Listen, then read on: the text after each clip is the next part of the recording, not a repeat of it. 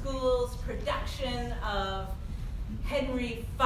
You're very brave. You're very brave indeed to come here and support us. Before I go into all the particulars to get us started, though, I want to introduce you to the pastor here at Conway First Baptist. You know, they've been so great. They house a lot of homeschool groups. They get to use this facility. They're so generous. They have such a good heart at this church, and we love them dearly. And so I just want to let you meet Pastor Chuck. That's what I call you anyways, just Pastor Chuck. Is that good? All right, anyways, so here's Pastor Chuck of Conway First Baptist.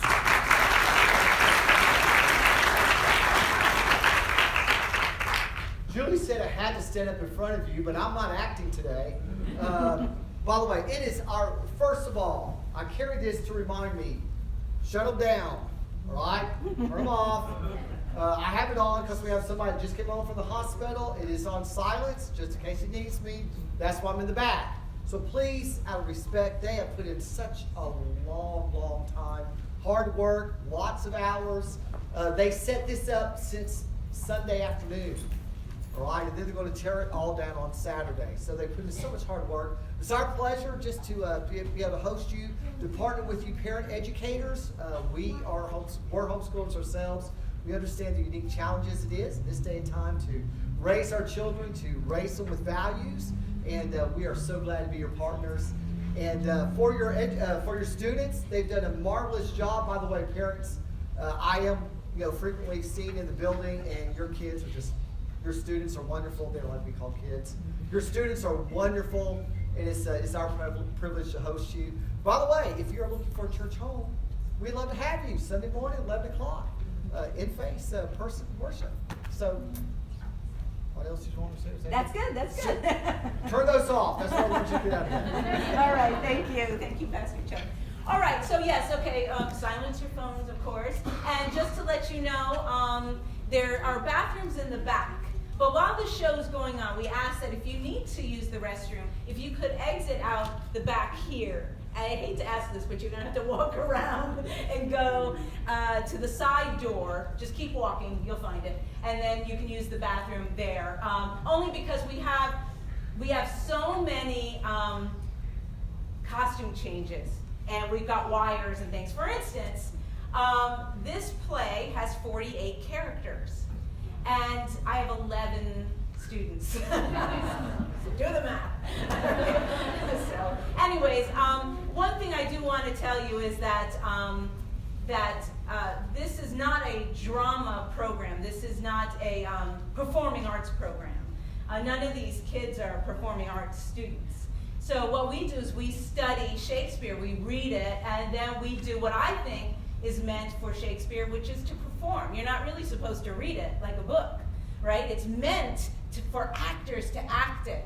And so we work on it.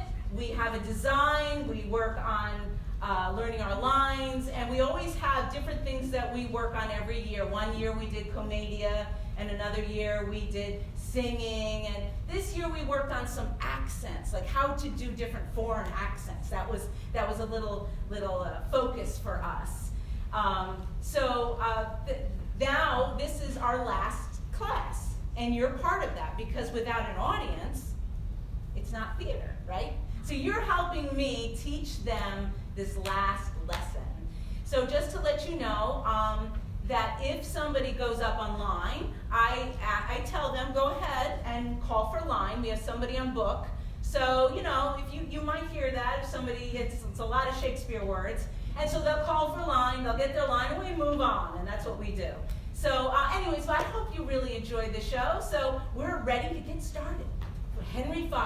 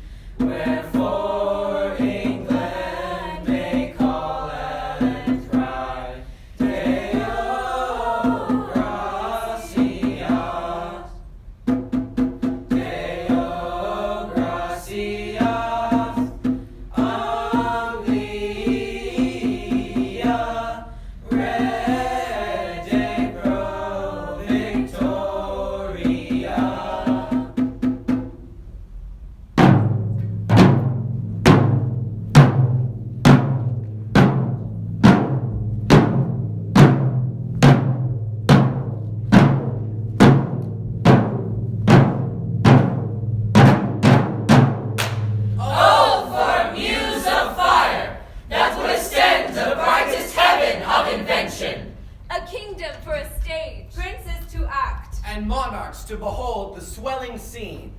Then should the warlike Harry, like himself, assume the port of Mars, and at his heels, leashed in like hounds, Should famine, sword, and fire crouch for employment. But pardon, gentles all, the flat and brazen spirits that hath dared on this unworthy scaffold to bring forth so great an object. Can this cockpit hold the vasty fields of France? Or may we crown within this wooded O the very casks that affright the air at Agincourt? Oh, pardon, since a crooked figure fantastic in little placed a million, and let us ciphers to this great account on your imaginary forces work. Suppose within the girdle of these walls are now confined two mighty monarchies, whose high upreared and abutting fronts the perilous narrow ocean parts asunder. Piece out our imperfections with your thoughts. Into 1,000 parts divide one man, and make imaginary puissance. Think when we talk of horses that you see them, printing their proud hooves in the receiving earth. For 'tis your thoughts that now must deck our kings. Carry them here, there, jumping o'er times, turning the accomplishment of many years into an hourglass. For the which supply, admit me, chorus to this history, who prologue like your humble patience pray, gently to hear, kindly to judge our play.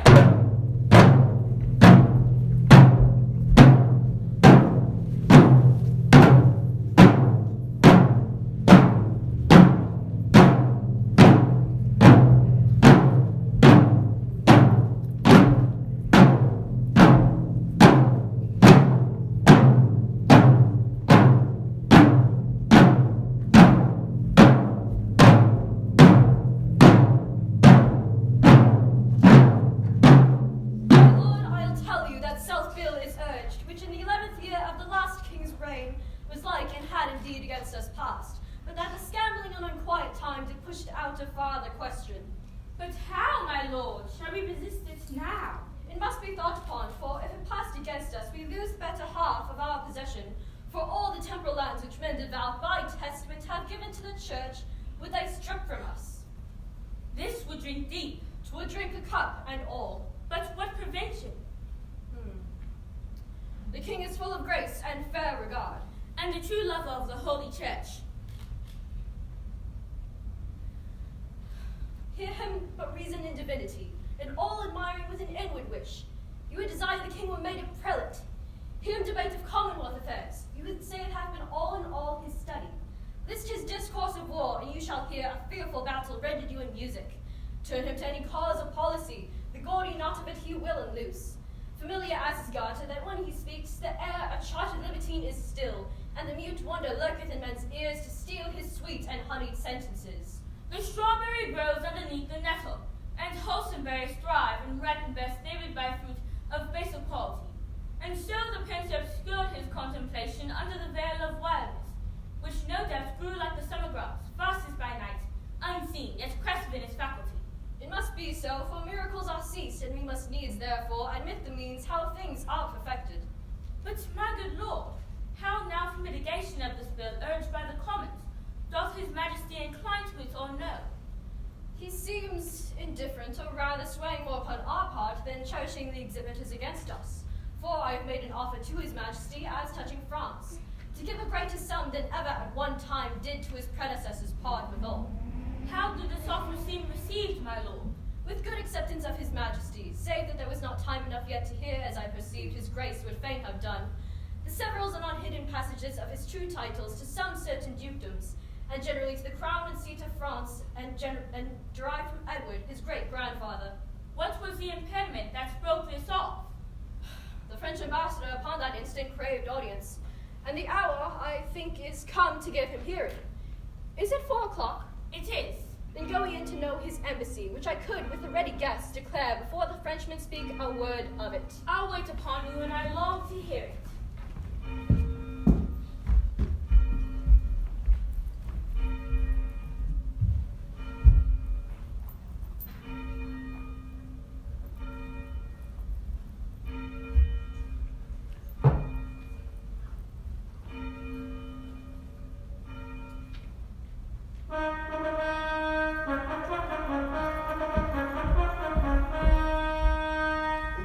my gracious lord of Canterbury? Not here in presence. Send for him. Shall we call in the ambassador, my liege? Not yet, my cousin. We would be resolved before we hear him of some things of weight that task our thoughts concerning us and France. God and his angels guard your sacred throne and make you long become it. Sure, we thank you. My learned lord, we pray you to proceed and justly and religiously unfold why the law Salic that they have in France, or should not bar us in our claim. And God forbid, my dear and faithful lord, that you should fashion, rest, or bow your reading. For God doth know how many now in health shall drop their blood in approbation of what your reverence shall incite us to. Therefore, take heed how you impugn our person, how you awake our sleeping sword of war. We charge you in the name of God, take heed, for never two such kingdoms did contend without much fall of blood. For we will hear, note, and believe in heart that what you speak is in your conscience washed as pure as sin with baptism. Then hear me, gracious sovereign, and you peers, who owe yourselves your lives and services to this imperial throne. There is no bar to make against your highness' claim to France, but this which they produced from Pharamond, in terram Salicam mulieres ne sucedant. No woman shall succeed in Salic land. Salic land the French unjustly glows to be the realm of France, and Pharamond to be the founder of this law and female bar. Yet their own authors faithfully affirm that the land Salic is in Germany. Then doth it well appear that Salic law was not devised for the realm of France, nor did the French possess this Salic land. Besides, their writers say, King Pepin, which deposed Childeric, did as heir general, being descended of Blifil, who was the daughter to King Harfleur, make claim and title to the crown of France. Hugh Capet also, who usurped the crown to find his title with some shows of truth, though in pure truth it was corrupt and not, conveyed himself as the heir to the Lady Lingard. So that, as clear as is the summer's sun, King Pepin's title and Hugh Capet's claim all appear to hold in right and title of the female. So did the kings of France to this day, howbeit they would hold up this Salic law, and rather choose to hide them in a net than amply to embar their crooked titles, usurped from you and your progenitors. May I with right and conscience make this claim? Sin upon my head, dread sovereign, for in the book of Numbers it is writ, when the man dies, let the inheritance descend unto the daughter. Gracious Lord, stand for your own, unwind your bloody flag. Go, my dread Lord, to your great-grandsire's tomb from whom you claim. Invoke his warlike spirit and your great-uncle's, Edward the Black Prince, who on the French ground played a tragedy, whilst making full defeat on the full power of France, whilst his most mighty father on a hill stood smiling, to behold his lion's whelp, forged in blood and French nobility. Awake remembrance of these valiant dead. You are their heir. You sit upon their throne.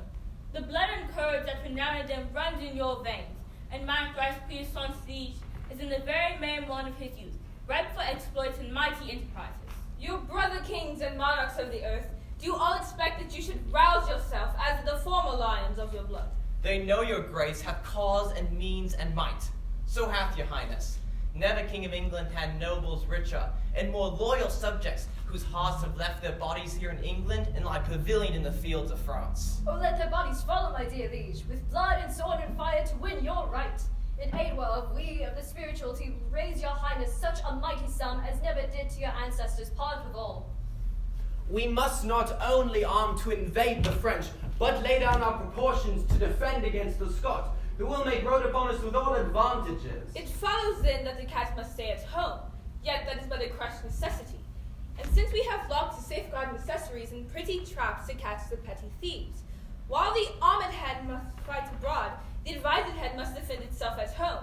For government high, low, and lower, put into parts, doth keep in one consent, congreeing in a full and natural close like music.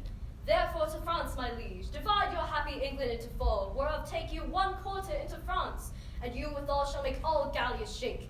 If we with right such powers at home cannot defend our own doors from the dog, let us be worried, and our nation lose the name of hardiness and policy. Call in the messengers sent for the Dauphin. Now are we well resolved, and by God's help and yours, the noble sinews of our power, France being ours, we'll bend it to our or break it all to pieces. Now are we well prepared to know the pleasure of our fair cousin Dauphin, for we hear your greeting is from him, not from the king. May it please your majesty to give us leave freely to render what we have in charge. Oh, shall we sparingly show you far off the Dauphin's meaning and our embassy? We are no tyrant, but a Christian king, unto whose grace our passion is as subject as is our wretches fettered in our prisons. Therefore, with frank and with uncurbed plainness, tell us the Dauphin's mind. Thus then, in few, your Highness, by descending into France, declaims some certain dukedoms in the right of your great predecessor, King Edward III, in answer of which claim the Prince our master says that you savor too much of your youth, and bids you be advised, there's naught in France that can be with a nimble galliard one. You cannot revel into dukedoms there. He therefore sends you meter for your spirit, this ton of treasure, and in lieu of this, desires that you let the dukedoms that you claim hear no more of you. This the Dauphin speaks. What treasure, uncle?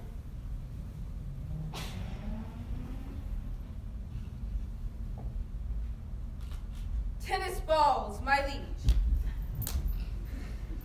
We are glad the Dauphin is so pleasant with us. His presence in your pains we thank you for. When we have matched our rackets to these balls, we will in France, by God's grace, play a set shall strike his father's crown into the hazard. Tell him he hath made a match with such a wrangler that all the courts of France will be disturbed with chases. And we understand him well. How he comes o'er us with our wilder days, not measuring what use we made of them.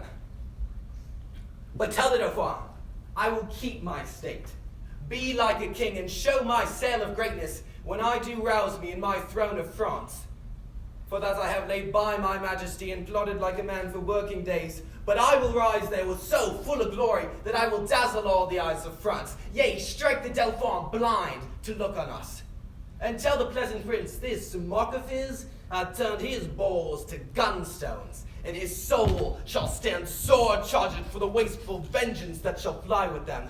For many 1,000 widows shall this his mock out of their dear husbands, mock mothers from their sons, mock castles down, and some are yet ungotten and unborn that shall have cause to curse the Dauphin's scorn. But this lies all within the will of God, to whom I do appeal, and in whose name tell you the Dauphin I am coming on, to venge me as I may, and to put forth my rightful hand in a well-hallowed cause. So get you hence into peace, and tell the Dauphin his jest will savour but of shallow wit, when thousands weep more than did laugh at it. Convey them with safe conduct, fare you well. This was a merry message. We hope to make the sender blush at it. Therefore, my lords, omit no happy hour that may give furtherance to our expedition, for we have now no thought in us but France.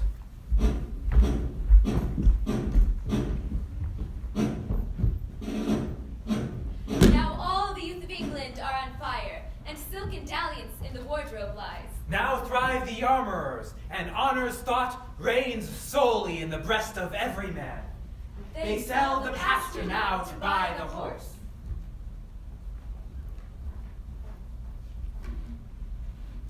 Following the mirror of all Christian kings. With winged heels as English Mercuries.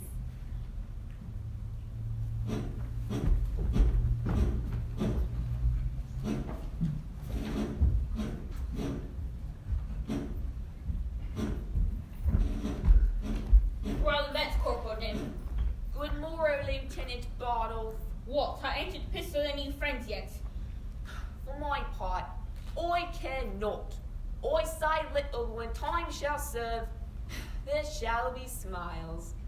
But that journey isn't mine. I dare not fight, but I will wink and hold out mine iron. 'Tis a simple one. I will bestow breakfast to make you friends. And we'll be all three sworn brothers of France, so to be so good, Corporal Nim.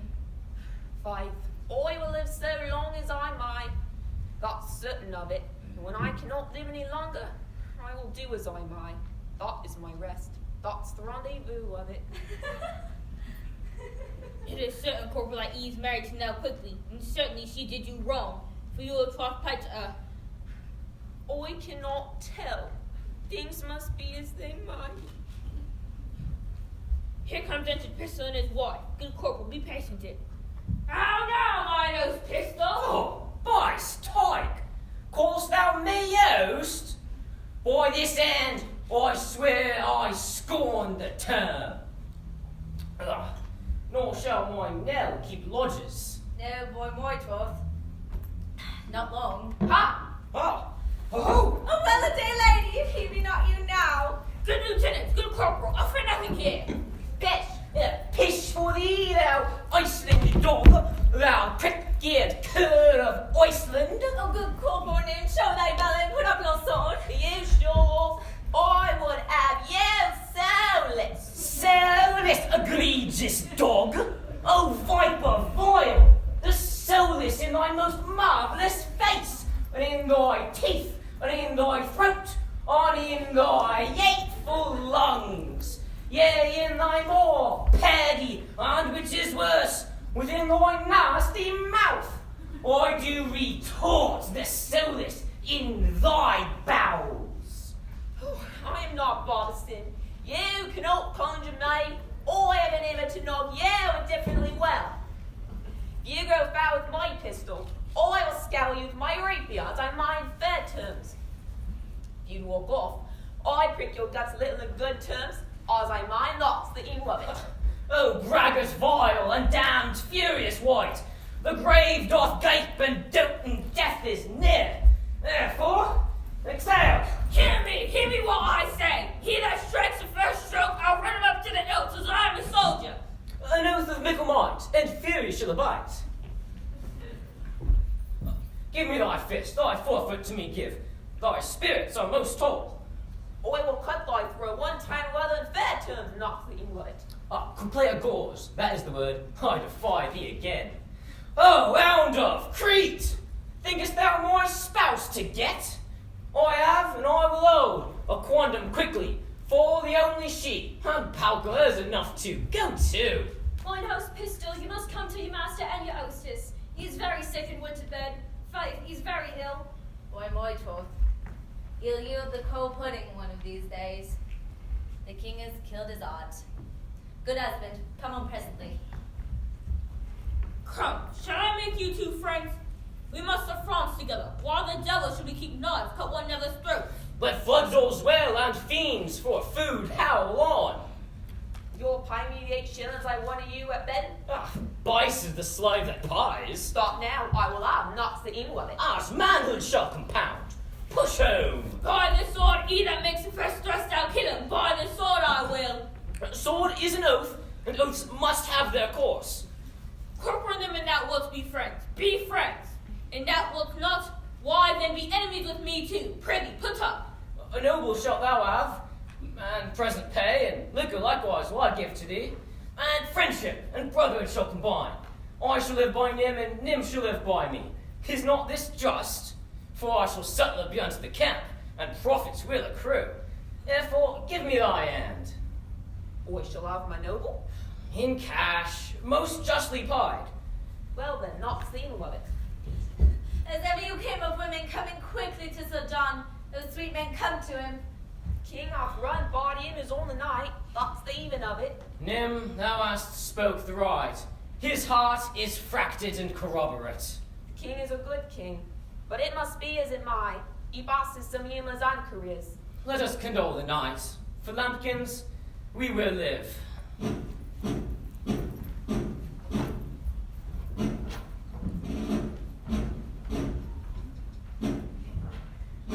The French, advised by good intelligence of this most dreadful preparation, shake in their fear and with pale policy, seek to divert the English purposes. O England, model to thy inward greatness, like little body with a mighty heart. What mightst thou do? What honor would thee do?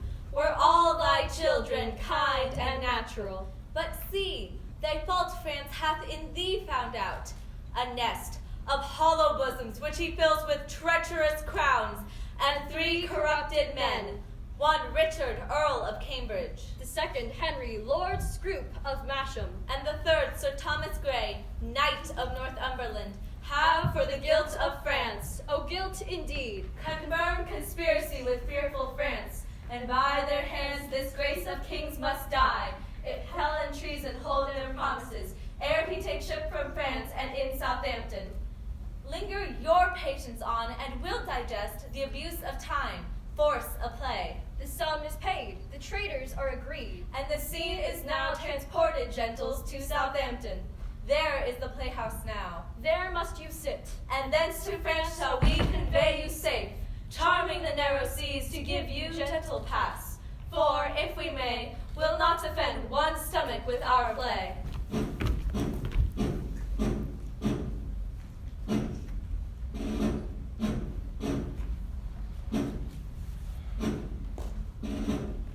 By God, our grace is bold to trust these traitors. They shall be apprehended by and by. How smooth and even do they bear themselves, as if allegiance in their bosoms set, crowned with faith and constant loyalty. But our king hath note of all they intend, of interception they dream not of. Nay, but the man that was his bedfellow, whom he hath doled and cloyed with gracious favours, that he should for a foreign purse so sell his sovereign's life to death and treachery.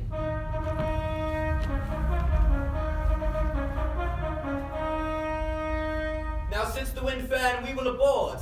My lord of Cambridge and my kind lord of Masham, and you, my gentle knights, give me your thoughts. Think you not that the powers we bear with us will cut their passage through the force of France? No doubt, my liege, if each man do his best. I doubt not that, since we are well persuaded, we carry not a heart with us from hence that grows not in a fair consent with ours. Never was monarch better feared and loved than is your majesty. True, those that were your father's enemies have steeped their galls in honey, and do serve you with hearts great of duty and of zeal. We judge no less. Uncle of Exeter, enlarge the man committed yesterday that railed against our person. We consider it was excessive wine that set him on, and on his more advice we pardon him. That's mercy, but too much security. Let him be punished, sovereign, lest example breed by his sufferance more of such a kind. Oh, let us yet be merciful. So may your highness, and yet punish too. Sir, you show great mercy if you give him life after the taste of much correction. Alas, your too much love and care of me are heavy orisons against this poor wretch. If little faults proceeding on distemper shall not be winked at, how shall we stretch our eye when capital crimes, chewed, swallowed, and digested, appear before us? We'll yet enlarge that man, though Cambridge, Scroop, and Grey, in their dear care and tender preservation of our person, would have him punished. And now to our French causes. Who are the late commissioners? I won, my lord. Your highness bade me ask for it today. So did you me, my liege. And I, my rural sovereign. Then Richard, Earl of Cambridge, there is yours. They're yours, Lord Scroop of Masham, and Sir Knight Grey, Knight of Northumberland, this same is yours. Read them, and I know your worthiness. My Lord of Westmoreland and Uncle Exeter, we will aboard tonight. Why, how now, gentlemen? What see you in those papers that you lose so much complexion? Look you how they change, their cheeks are paper. Why, what read you there that have so cowarded and chased your blood out of appearance? I do confess my faults, and do submit me to your highness' mercy. To which we all appeal. The mercy that was quick in us but late, by your own counsel, is suppressed and killed. You must not dare for shame to talk of mercy. See you, my princes and my noble peers, these English monsters. My lord of Cambridge here, you know how apt our love was to accord to furnish him with all the pertinences belonging to his honor, and this man hath, for a few light crowns, lightly conspired to kill us here in Hampton, to the which this night no less for bounty bound us than Cambridge's have likewise sworn. But oh, what shall I say to thee, Lord Scroop, thou cruel, ungrateful, savage, and inhuman creature? Thou that didst bear the key of all my counsels, that knewest the very bottom of my soul, that almost might have coined me into gold, wouldst thou have practised on me for thy use? 'Tis so strange, that though the truth of it stands off as gross as black and white, my eye will scarcely see it. Show men dutiful? Why, so didst thou. Seem they grave and learned? Why, so didst thou. Come they of noble family? Why, so didst thou. Seem they religious? Why, so didst thou. Or are they spare of diet, free from gross passion, or of mirth or anger, constant in spirit, not swerving with the blood, garnished and decked in modest compliments, such and so finely bolted didst thou seem? And thus thy fall hath left a kind of blot to mark the full front man and best endued with some suspicion.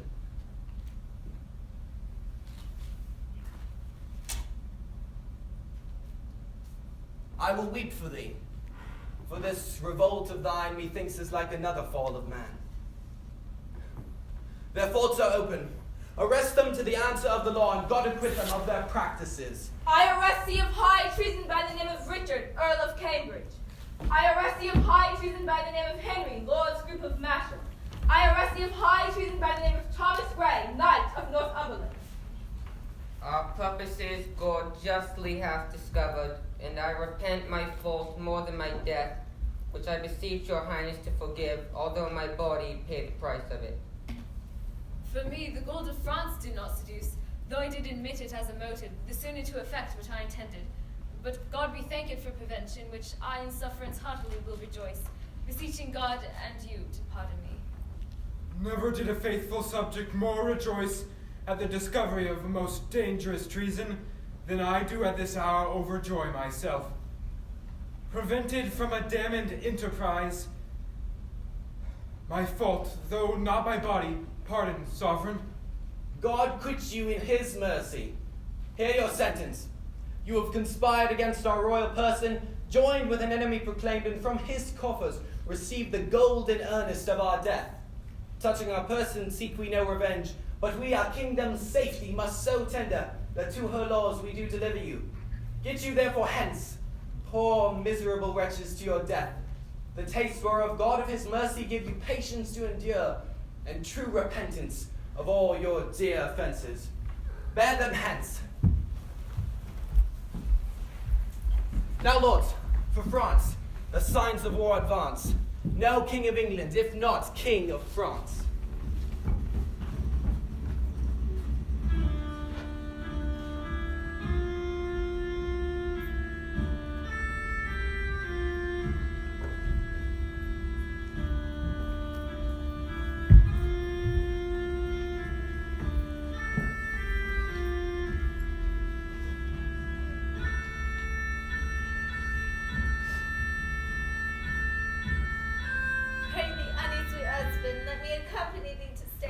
No, for my manly heart doth earn. Bardolph, be blithe.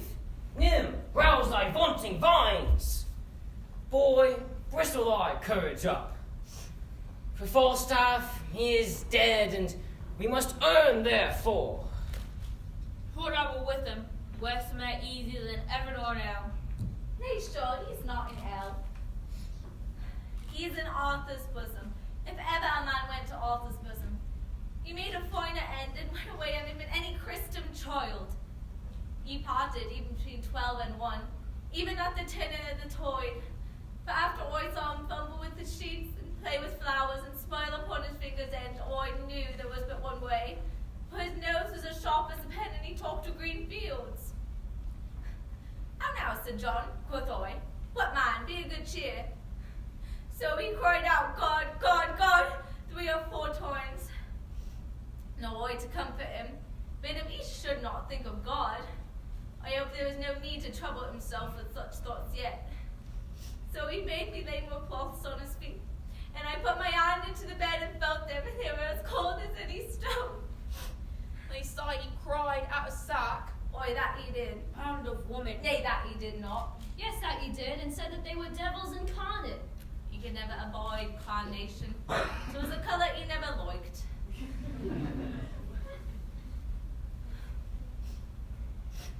Do you not remember? He saw a flea stick upon Bardolph's nose and said that it was a black soul burning in hell. Crawl, the fool's gone that maintained that fire. That's all the riches I got in his service. Shall we shog? The king will be gone from Southampton. Come, let's away. Look to my chattels, my movables. Let senses rule. I trust none, for men's oaths are straws, men's faiths are wafer cakes. And old fast is the only dog, my duck. Therefore, Covito be thy counsellor. Go, clear thy crystals. Yoke fellows in arms, let us to France. Farewell, hostess. But adieu. Let housewife reappear. Keep close, I thee command. Farewell. Adieu.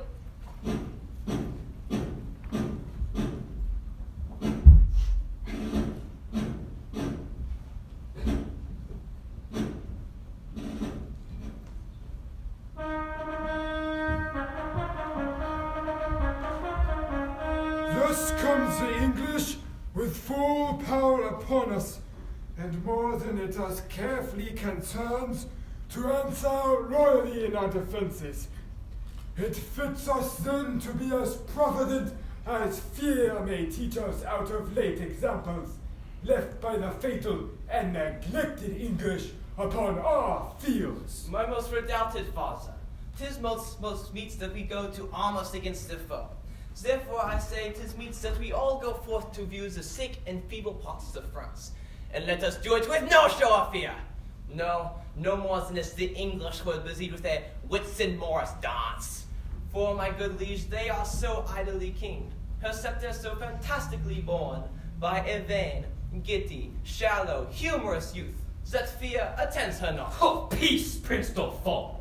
You are too much mistaken in this king. Question your grace, the late ambassadors, with what great state he herds at embassy, and you shall find his vanities forspent were but the outside of a Roman Brutus, covering discretion with a coat of folly, as gardeners do with ordure covers those roots that shall first spring and be most delicate. Well, 'tis not so, my high lord constable. But so we think it so, it is no matter. In cases of defense, 'tis best to ways the enemy more mighty than he seems, which of a weak and niggardly projection doth like a miser spoil his coat with getting a little cloth. Think we King Harry strong, and princes look you strongly on to meet him. And he is bred out of that bloody strain that haunted us in our familiar past. Witness our much too memorable shame when Cressy battle fatally was struck, and all our princes captive by that black name, Edward the Black Prince of Wales. Wales on his mountain sire, on mountain standing, saw his heroical seed, and smiled to see him mangle the work of nature, and deface the patterns that by God and by the French fathers 20 years had made. This is a stem of that victorious stock, and let us fear the native mightiness and fate of him. Ambassadors from Henri, King of England, do crave admittance to your majesty. We'll give them present audience. Go and bring them. We see this chase is hotly followed, friends. Turn head and stop pursuit, for coward dogs will spend their mouths when what they seem to threaten runs far before them. Good, my liege, take up the English short, and show them of what a monarchy you are the head. Self-love, my liege, is not so vile a sin as self-neglecting. From our brother of England? From him, and thus he greets your majesty. He wills you in the name of God Almighty that you divest yourselves and lay apart the borrowed glories that by gift of heaven, by law of nature and of nations, longs to him and his heirs, namely the crown, and all white stretches that honors that pertain to the crown of France, that you may know 'tis no sinister, nor no awkward claim picked from the wormholes of long vanished days, nor from oblivion raked. He sends you this most memorable line, and willing you overlook this pedigree, and when you find him most evenly derived from his most famed of famous ancestors, Edward III, he bids you then resign your crown and kingdom. Or else, what follows? Bloody constraint. For if you hide the crown even in your heart, there will he rake for it. Therefore in fierce tempest is he coming, and thunder and an earthquake like a Jove, that if requiring fail he will compel, and bids you in the bowels of the Lord deliver up your crown, and to take mercy on the poor souls of whom this hungry war opens its vasty jaws on your head, turning the widow's tears, the orphan's cries, the dead man's blood, the bereaved maiden's groans for husbands, fathers, and betrothed lovers that controversy. This is his claim, his threatening, and my message. Unless the dolphin be in presence here, to whom expressly I bring greeting to. For us, we will consider this further. As for the Dauphin, I stand here for him. What to him from England? Scorn, defiance, slight regard, and contempt, and anything that may not misbecome the mighty Synod doth he prize you at. Thus says my king. And if your father highness do not in grant of all demands at large, sweeten the bitter mock you sent his majesty, he'll call you for so hot an answer of it that the caves and roomy voltages of France shall chide at your trespassing, and return your mock in second accent of his ordinance. Say, that if my father under fair return, it is against my will, for I want nothing but odds with England. And to that end, as matching to his youth and vanity, I did present him with the Paris bulls. He'll make your Paris Louvier shake for it, and be assured you'll find a difference as we his subjects have in wonder found, between his greener days and these he masters now. Now he wastes time to the utmost grain. That you shall read in your own losses if ye stay here in France.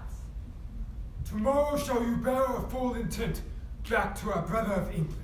Dispatch us with all speed, lest our king come here himself and question our delay, for he is footed in this land already.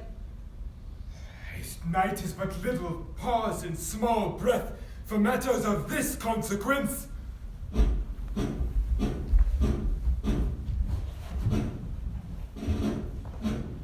Thus, with imagined wings, our swift scene flies, in motion of no less celerity than that of thought.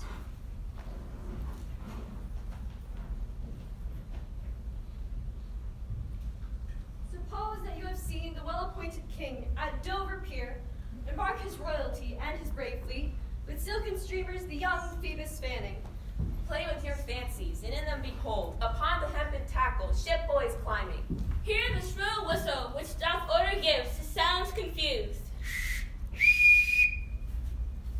Behold the threading sails, borne with the invisible and creeping wind, draw the huge bottoms through the furrowed seas, breasting the lofty surge. Oh, do what think you stand upon the rivage, and behold a city on the inconstant billows dancing. For so peers this fleet majestical, putting due course to Harfleur. Follow, follow. Grapple your minds to the sternage of this navy. And leave your England as dead midnight still, guarded with grandsires, babies, and old women, either past or not arrived to pith and puissance. For who is he, whose chin is but enriched with one appearing hair, who will not follow these culled and choice-drawn cavaliers to France? Work your thoughts, and therein see a siege! Behold the ordnance on their carriages, with fatal mouths gaping on girded Harfleur. Suppose the ambassador from the French comes back, tells Harry that the king doth offer him Catherine his daughter, and with her to dowry, some petty and unprofitable dukedoms. The offer likes not, and the nimble gunner with linstock now the devilish cannon touches. And down the hall before Once more into the breach, dear friends! Once more, or close the wall up with our English dead! In peace, there's nothing so becomes a man as modest stillness and humility.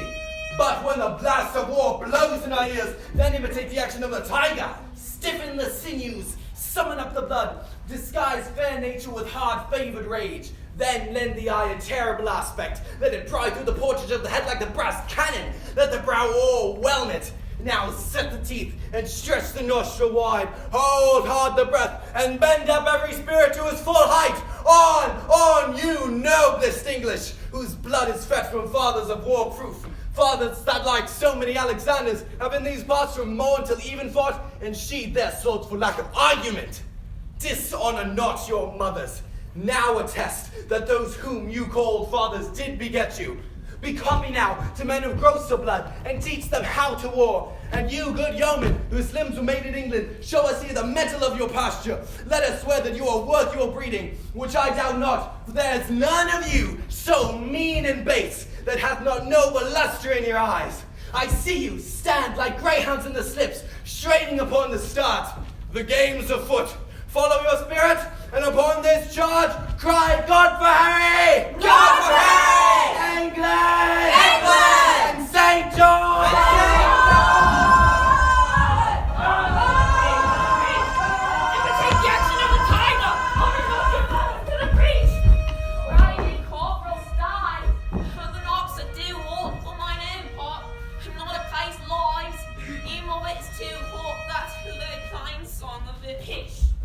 song is most just.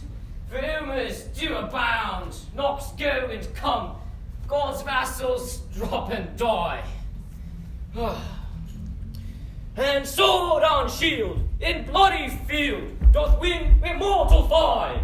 Would I run an alehouse in London, I would give all my fame for pot of ale and safety. And I. If wishes should prevail with me, my purpose should not fail with me, for either would I. Up into the bleach, you dogs! Avaunt, you cullions! The merciful great Duke, to men of mould! Bake thy rage! Good Belfort, bake thy rage! Duke, bake thy rage! Shall the energies reach out? Yay! As young as I am, I've observed these three swashes. I am boy to all them three, but all they three, though they would serve me, cannot be mad to me. For Bardolph, he is white-livered and red-faced, by the means whereof he faces out, but fights not.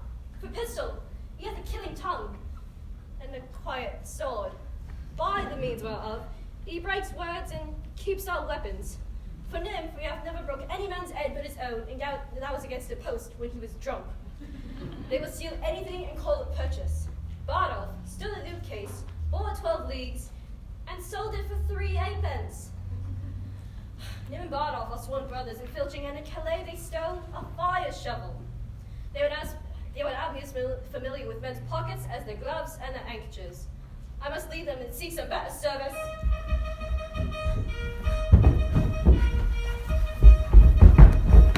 Captain Sloan, you must come presently to the mines. The Duke of Gloucester will speak with you. To the mines? Tell the Duke it's not so good to come to the mines, for the mines is not according to the disciplines of the war. The concavities of it is not sufficient. The adversary, you may discuss unto the Duke, is digged himself 4 yards under the countermines. I think they will blow up all if there's not better directions. The Duke of Gloucester, to whom the order of the siege is given, is directed by an Irishman, a very valiant gentleman in faith. Is it Captain McMorris, is it not? I think it be. He is a fool as in the world. He has no more directions in the true disciplines of the wars, look you, of the Roman wars, than is a puppy dog. Well, here he comes, and the Scots captain, Captain Jamie, with him. Captain Jamie is a marvelous, valorous gentleman. That is certain. He will maintain his argument as well as any military man in the matters of the pristine wars of the Romans. I say good day, Captain Flevin. Good day to your worship, good Captain James. How now, Captain McMorris? Have you quit the mine, for the pine is given over? Oh, 'tis ill done. The trumpets sound their retreats. By my hand I swear, my father's soul, the work is ill done. I would have blown up the whole town in an hour. Oh, 'tis ill done, 'tis ill done. By my hand, 'tis ill done. Captain McMorris, I beseech you, will you vouchsafe me, look you, a few disputations, partly touching or concerning the direction of military discipline, and a way of argument, look you, and friendly communication, partly to satisfy my opinion, and partly for the satisfaction of my mind, as touching the direction of military discipline. That is the point. It shall be very good, good faith, good captain's back, and I shall quit you with good leave, as there will be occasions, that's what I'm adding. It is no time to discourse. The trumpet calls us to the breach, and we stand here, do nothing. 'Tis shame for us all. 'Tis shame to stand still. By my hand, 'tis shame. And there's throats to be cut, and works to be done, and there's nothing done. So save me, la. By the mess ere these eyes of mine take themselves to slumber, I'll do good service, I'll dig the broomstick, I'll go to death, and I'll pay it as valorously as I may. That shall I surely do. That is the breath and the long. Maddie, I will flip my hands and questions between you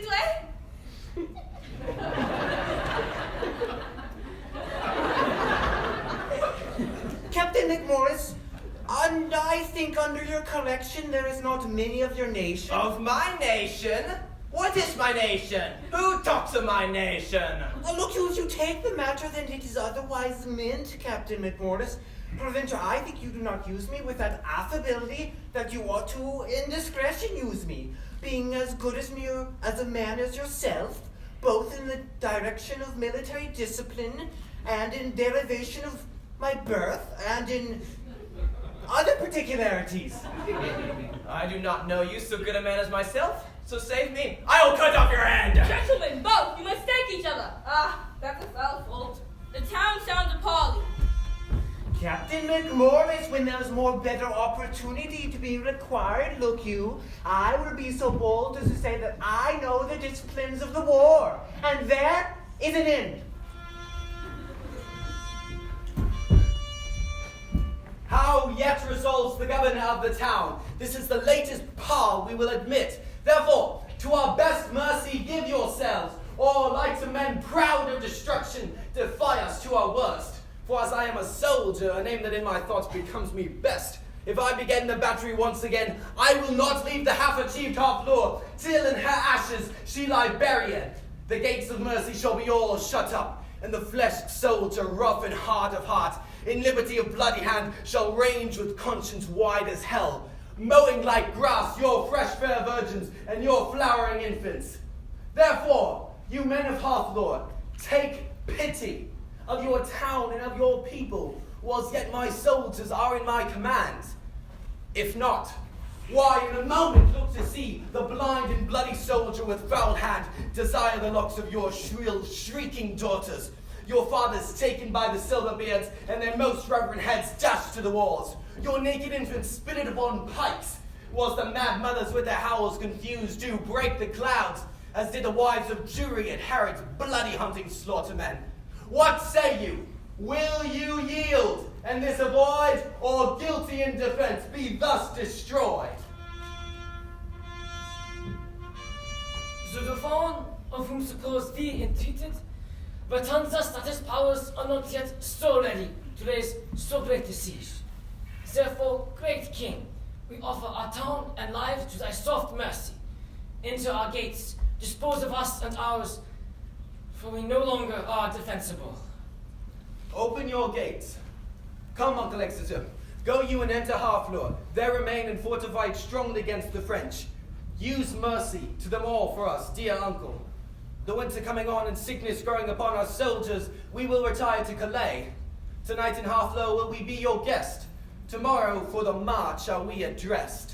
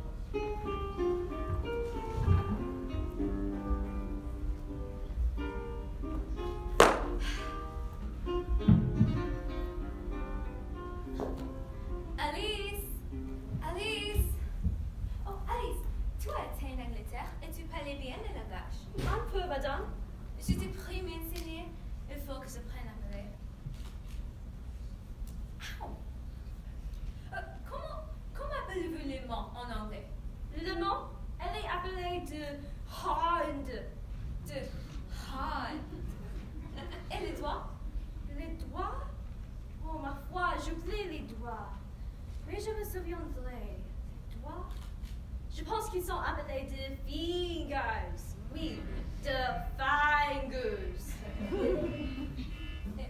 Les mains, de hands, et les doigts, les fingers. Je pense que je suis le bon écolier. Je regarde mes deux dans les rythmes. Comment appelez-vous les ongles? Les ongles? Nous les appelons des nails. Des nails. Écoutez, dites-moi si je parle bien. Des hands, des fingers et des nails. C'est bien dit, madame. Tu n'es pas bon en anglais. Dites-moi le nez pour les bras. Des armes, madame. Et l'écoute? Des elbows. Des elbows. Écoutez, me faire la répétition de tous les mots que vous m'avez appris dès à présent. Il est trop difficile, madame, comme je pense. Excusez-moi, Alice, écoutez. The hand, the fingers, the nails, the arm, the bilbo, the elbow, madame. Oh, signe Dieu, je m'en oublie. The elbow. Comment appelez-vous les côtes? The neck, madame. The neck. Et les métaux? The chin. The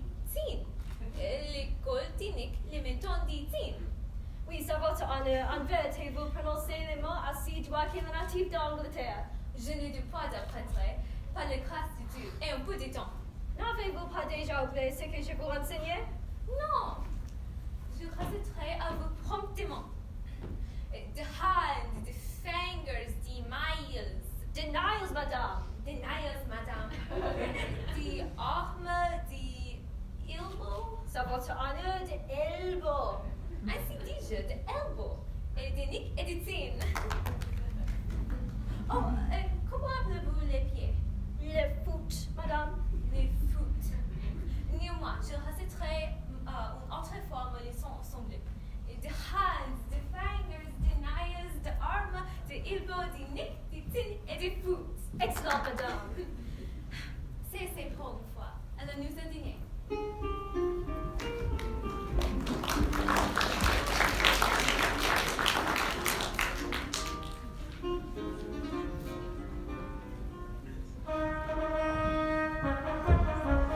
"'Tis certain he has passed the liver so." And if it be not fought withal, my lord, let us not live in France. Let us quit all and give our vineyards to the barbarous people. No, midst. Multi oui. If they march along and fought we sold, but I will sell my dukedom, Dubai et Slaverie, and the Delty farmers at Nuke-Shulton Isle of Albion. To you de Batil, where houses this metal, is not the climate foggy, raw, and dull, on whom, as in despite, the sun looks pale, killing their fruit with fronds? Oh, for honor of our land, let us not hang like roping icicles upon the house's thatch, or they more frosty people sweat drops of gallant youth in our rich fields. By faith and honor, our madams mock at us, and plainly says that our metal is bright out. They beat us to the English dancing schools and teach us La Volta's eye and sweet Caranto, saying our grace is only in our ills, and that we are most lofty runaways. "Where's Montjoy the Herald? Speed him hence. Let him greet England with our sharp defiance. Up, princes all, and with a spirit of honor, and sharper than your swords, hie thee to the field. Charles Delebreth, High Constable of France, you, Dukes of Orleans, of Bourbon, and of Berry, Alcelon, Brabant, Bar, and Burgundy, High Dukes, great princes, barons, lords, and knights, for your great seats now quit you of great shames. Bar, Harry, England, that sweeps through our field with pennons painted and the blood that flew. Go down upon him, you have a power enough, and into a captive chariot, and to run, bring him a prisoner. This becomes a great. Sorry am I, his numbers are so few, his soldiers so sick and famished in their march. For I am sure, when he shall see me, he'll drop his heart into the sink of fear, and for achievement offer us his ransom. Therefore, Lord Constable, haste on Montjoy, and let him say to England that we send to ask what willing ransom will he give. Prince of Fawn, you shall remain with us in ruin. Not so, I do beseech your majesty. You shall be patient. You will remain with us.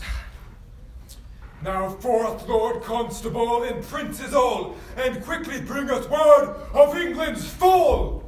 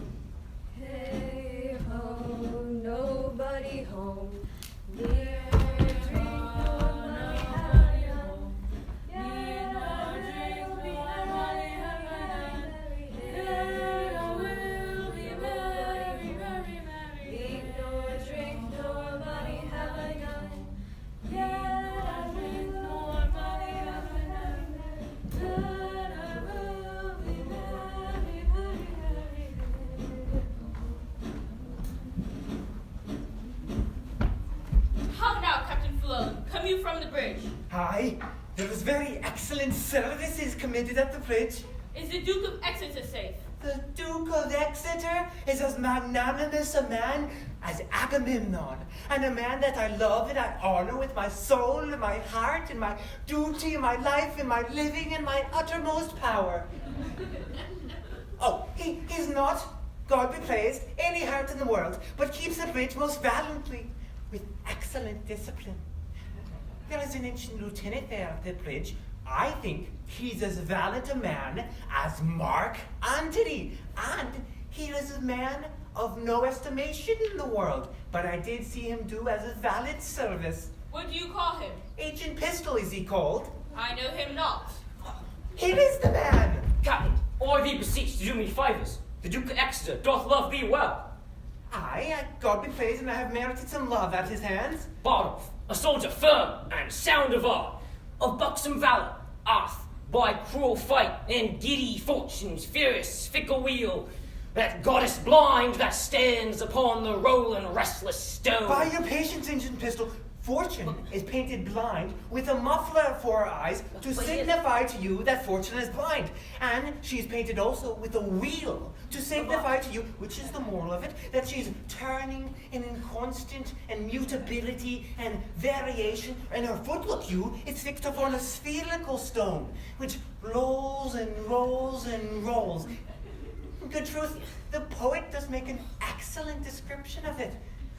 Fortune is an excellent moral. Fortune is Bardolph's foe, and frowns on him. For he hath stolen a pax, and hanged must he be, a damned death. Let gallows gate for dog, let men go free. Let not imp his windpipe suffocate. But the Duke hath given the doom of death for pax a little price. Therefore speak, Captain, the Duke will hear thy voice. Let not Bardolph's vital thread be cut with edge of penny cord and vile reproach. Speak, Captain, for his life, and I will thee require.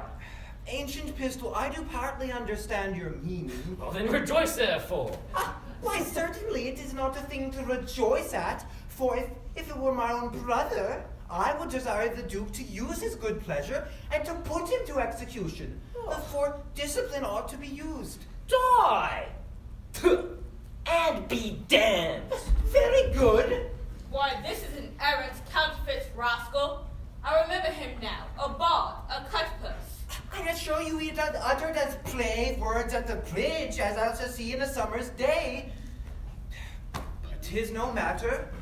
'Tis very well what he said to me. I warrant you. When time is served. Why, 'tis a gull, a fool, a rogue, that now and then goes to the wars to grace himself at his return into London under the form of a soldier. And such fellows are perfect in the great commander's names, and they will learn you by rote where services were done.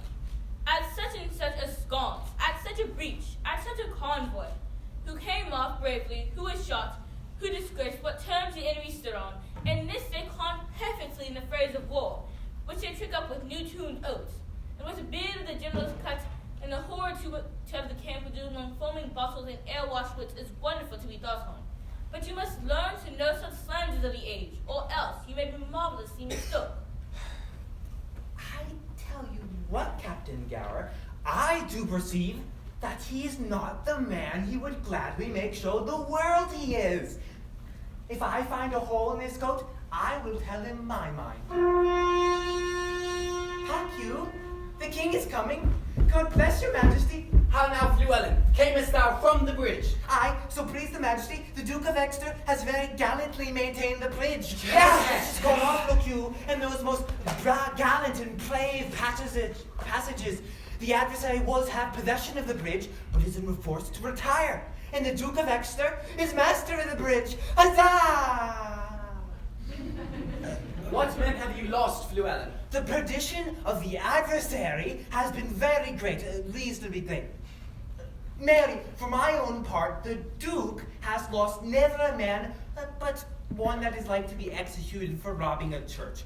One Bardolph, if your majesty know the man. His face is all bubbles and whalks and flames of fire, and his lips blows out his nose, and it's like a coal of fire, sometimes red and sometimes blue. but his nose is executed and his fire's out. We would have all such offenders so cut off, and we give express charge that in our marches through the country there be nothing compelled from the villages, nothing taken but paid for. None of the French upbraided or abused in disdainful language, for when lenity and cruelty play for a kingdom, the gentlest gamester is the soonest winner. You know me by my habits. Well then I know thee, what shall I know of thee? My master's mind. Unfold it. Thus says my king. Say thou to Henri, king of England, though we seem dead, we did but sleep. Now we speak upon our cue, and our voice is imperial. England shall repent of his folly, see his weakness, and admire our sufferance. Bid him therefore consider his ransom, which must proportion the losses we have borne, the subjects we have lost, and the disgrace we have digested. For our losses his exchequer is too poor. For the effusion of our blood, the muster of his kingdom too faint a number, and for our disgrace, his own person, kneeling at our feet, but a weak and worthless sufferance. To this add defiance, and tell him for conclusion he hath betrayed his followers, whose condemnation is pronounced. So far, my king and master, so much my office. What is thy name? I know thy quality. Montjoy. Thou dost thy office fairly. Turn thee back and tell thy king I do not seek him now, but could be willing to march on to Calais without impeachment. For to say the sooth, though 'tis no wisdom to confess so much unto an enemy of craft and vantage, my people are with sickness much enfeebled, my numbers lessened, and those few I have almost no better than so many French, who when they were in health, I tell thee, herald, I thought upon one pair of English legs did march 3 Frenchmen. Yet forgive me, God, that I do brag thus. This your heir of France hath blown that vice in me. I must repent. Go therefore, tell thy master, here I am. My ransom is this frail and worthless trunk. My army but a weak and sickly guard. Yet tell him we will command though France himself and such another neighbor stand in our way. Go bid thy master well advise himself. If we may pass, we will. If we be hindered, we shall your tawny ground with your red blood discolor. And so, Montjoy, fare you well. The sum of all our answer is but this. We would not seek a battle as we are. Nor as we are, we say we will not shun it. So tell your master. I shall deliver so. Thanks to your highness. I hope they will not come upon us now. We are in God's hand, brother, not in theirs. March to the bridge. It now draws toward night. Beyond the river we'll encamp ourselves, and on tomorrow bid them march away.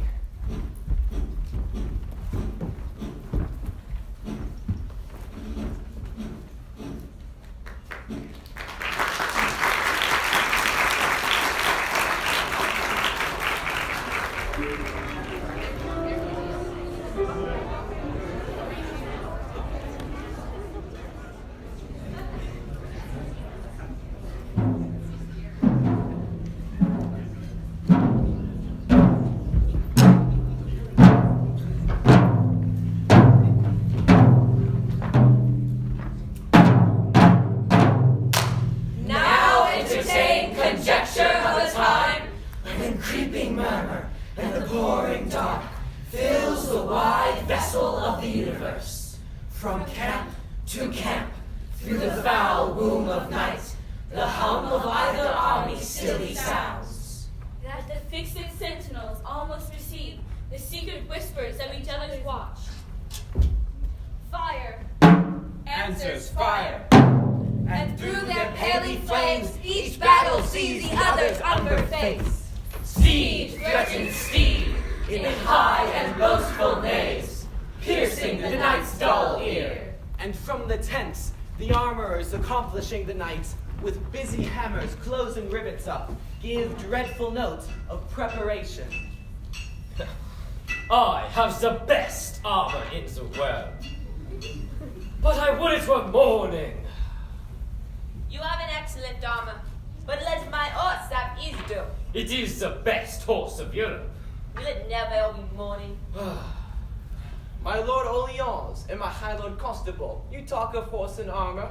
Europe is well provided of both, as any prince in the world. What a long night is this. I will not change my horse for any that treads on but 4 pastures. Say, ha! He bounds from the earth as if his entrails were hairs. The chevaux volant, the Pegasus, qui laisse non est de fou. When I bestride him, I soar. I am a hawk. He trots the air. The earth sings when he touches it. The basest horn of his hoof is more musical than the pipe of Hermes. He's of the color of the nutmeg. And the heat of the ginger. He is a beast for Perseus. He is pure air and fire. And the dual elements of earth and water are never found in him, but only in patient stillness when his rider mounts him. He is indeed a horse, and all other jades you may call beasts. Indeed, my lord, it is a most absolute and excellent horse. He is the Prince of Harfleur. His neigh is the bidding of a monarch, and his countenance enforces homage. No more, cousin. Oh, nay, the man hath no wits that cannot, from the rising of the lock to the lodging of the lamb, pour forth deserved praise on my Harfleur.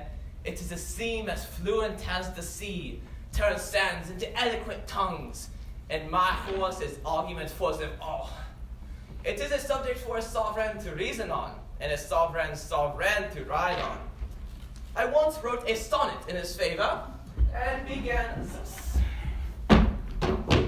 Wonder of nature! And a song begins so to one's mistress. Well, did they imitate that which I had wrote for my courser? I would prefer my horse to my mistress. Oh. My Lord Constable, the armors that I saw in your tent tonight, are those stars or suns upon it? The stars, my lord. Some of them will fall tomorrow, I hope. And yet my sky shall not want. That may be, for you wear so many superfluously, to more honors that some were away. Even as your horse bears your praises, who would trot as well with some of your brags dismounted. When I were able to load him with his deserts. But will it never be morning? Tomorrow I will trot a mile, and my way shall be paved with English faces. I would not say so, for fear I should be faced out of my way. Oh, but I would it were morning, for I'd fain be about the ears of the English. Who will go to Azard with me for 20 prisoners? You must first go yourself to Azard, ere you have them. 'Tis midnight. I'll go arm myself. The Dauphin longs for morning. He longs to eat the English. I think he will eat all that he kills. He is simply the most active gentleman of France. Doing is activity, and he will still be doing. He never did out the diode. Oh, nor will he do none tomorrow. He'll keep that good name still. I know him to be valiant. I know. I was told that by one who knows him better than you. What's he? Marry, sir, he told me so himself, and said he cared not who knew it. He needs not. It is no hidden virtue in him. Oh, by my faith, sir, but it is. Never anybody saw it, but his lackey. 'Tis a hooded valor, and when it appears, it will bait. Ill will never said well. I'll cap that proverb with, there is flattery in friendship. And I will take that up with, give the devil his due. Well placed. There stands your friend for the devil. My Lord High Constable, the English lie within 1,500 paces of your tents. Who hath measured the ground? The Lord Grand Père. Ha! A most valiant and expert gentleman.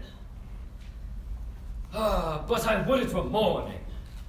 Alas, poor Harry of England, he longs not for the dawning as we do. What a wretched and peevish fellow is this King of England to mock with his fat-brained followers so far out of his knowledge. If the English had any apprehension, they would run away. That they lack. For if Sir Eds had any intellectual armor, they could never wear such heavy headpieces. That island of England breeds very valiant creatures. The mastiffs are of unmatchable courage. Foolish curs, that one winking into the mouth of a Russian bear and have their heads crushed like rotten apples. You may as well say that a valiant flea that buried his breakfast on the lip of a lion. Just. Then, tomorrow, shall we give them great meals of beef and iron and steel. They will eat like wolves and fight like devils. Aye, but these English are shrewdly out of beef, Then shall we find, tomorrow, that they have only stomachs to eat, and none to fight. Now is it time to arm. Come, shall we about it? It is now 2 o'clock, but let me see. By 10, we shall have each 100 Englishmen.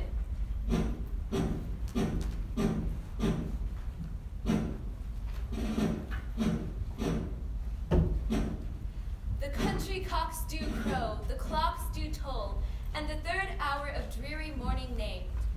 Proud of their numbers, and secure in soul, the confident and over-lusty French do the low-rated English play at dice, and chide the cripple, tardy-gated morning, who like a foul and ugly witch doth limp so tediously away. The poor condemned English, like sacrifices, by their watchful fire sit patiently and endly ruminate the morning's danger, their gestures sad, investing their lank lean cheeks in war-worn coats, presenteth unto them so many horrid ghosts. Oh, now who will behold the royal captain of this ruined band, walking from watch to watch, from tent to tent? Let him cry, Praise and glory on his head. for forth he goes and visits all his host, bids them good morrow with a modest smile. And calls them brothers. Friends. Countrymen. Upon his royal face there is no note how dread an army hath enrounded him, that every wretch pining and pale before him, beholding him, plucks comfort from his looks. A largesse universal like the sun, his liberal eye doth give to everyone, thawing cold fear that mean and gentle all behold, as may unworthiness define, a little touch of Harry in the night.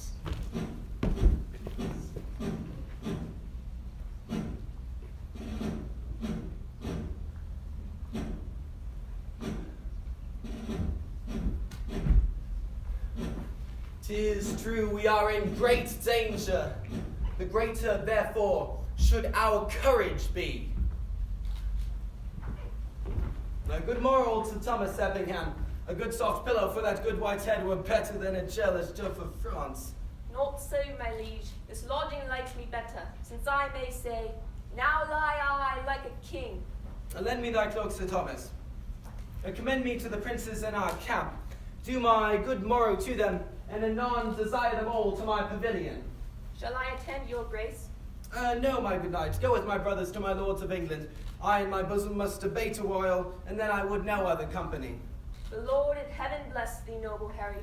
Old heart, thou speakest cheerfully.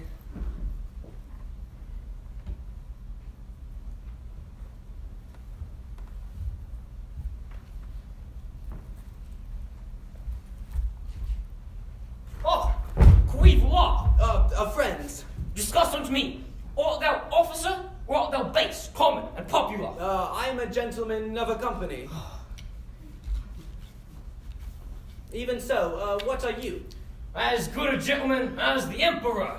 Then you are better than the king. Oh, the king's a bowcock, an art of gold, a lot of life, an imp of fine, of parents good, on fist most valiant. I kissed his dirty shoe, and from heartstring I love the lovely bully. What is thy name? Harry Leroy. Leroy? Leroy? Leroy. Leroy! That's a Cornish name. Art thou of Cornish crew? No, I am a Welshman. Knowest thou Llewellyn? Yes. Tell him I'll knock his leek about his pate upon St. Darby's day. Do not you wear your dagger in your cap that day, lest he knock that about yours. Art thou his friend? And his kinsman too.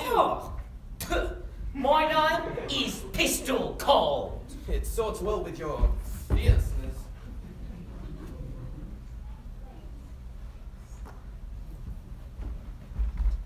Captain Flully. So by my word speak fewer. It is the greatest admiration in the universal world when the ancient laws and prerogatives of the war is not kept. If you would but take the pains but to examine the wars of Pompey the Great, I warrant you shall find that there is no tittle-tattle nor bibble-babble in Pompey's camp. Why, the enemy is loud, you hear him all night. Why, if the enemy is a fool and a prating coxcomb, is it meet, think you, that we should also be a fool and a prating coxcomb on our own conscience now? I will speak lower. I pray you and beseech you that you will. Though it appear a little out of fashion, there is much care and valour in this Welshman.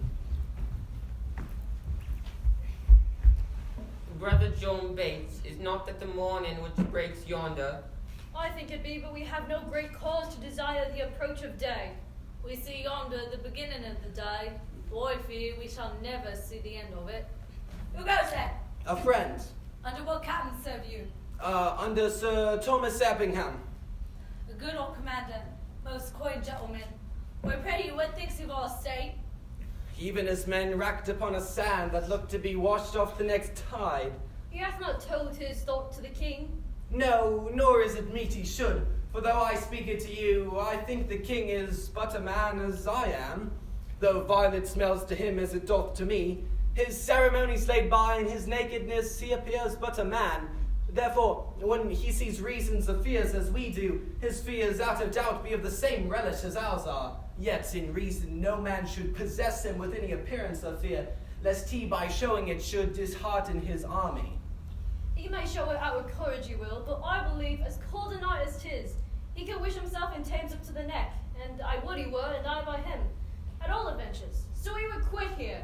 By my troth, I will speak my conscience of the king. I think he would not wish himself anywhere but where he is. Then I would he were here alone, so should he be sure to be ransomed, and many a poor man's life saved. I dare say you love him not so ill as to wish him here alone. Methinks I could not die anywhere so contented as in the king's company, his cause being just and his quarrel honourable. Boy, that's more than we know. Aye, and more than we should seek after, for we know enough if we know we are the king's subjects. If his cause be wrong, our obedience to the king wipes the crime of it out of us. But if his cause be not good, the king himself hath a heavy reckoning to make, when all those legs and arms and heads chopped off in battle shall join together at the latter day and cry, "Oh, we died at such a place." Some swearing, some crying for a surgeon, some upon children rawly left, some upon wives left poor behind them. I'm afeard there are few that die well that die in battle. Now if these men do not die well, it will be a black matter for the king that led them to it, who to disobey were against all proportion of subjection.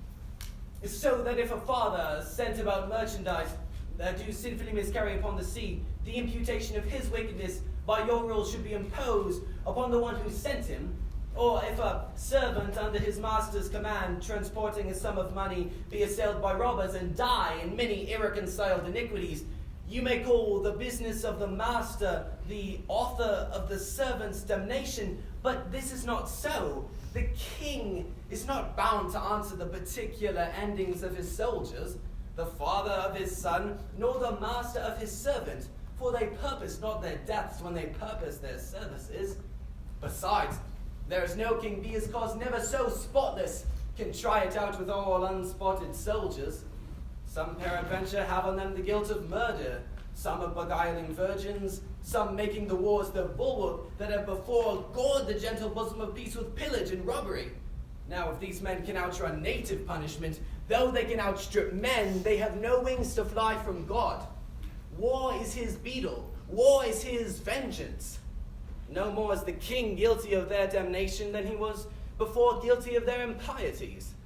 Every subject's duty is the king's, but every subject's soul is his own.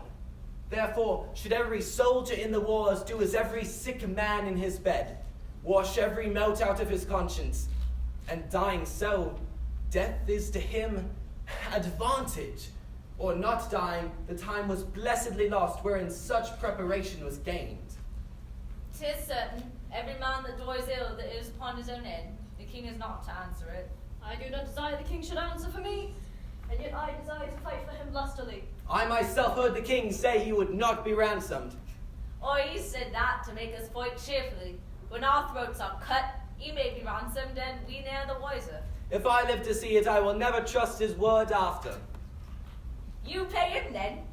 Yeah, that's a perilous shot out of an elder gun, than a poor and private displeasurer can do against a monarch. You may as well go about to turn the sun to ice with fanning in his face with a peacock's feather. Oh, come, you never trust his word after, 'tis a foolish saying. Your reproof is something too round. I should be angry with you if the time were convenient. Be friends, you English fools, be friends. We have French quarrels enough if you could tell how to reckon.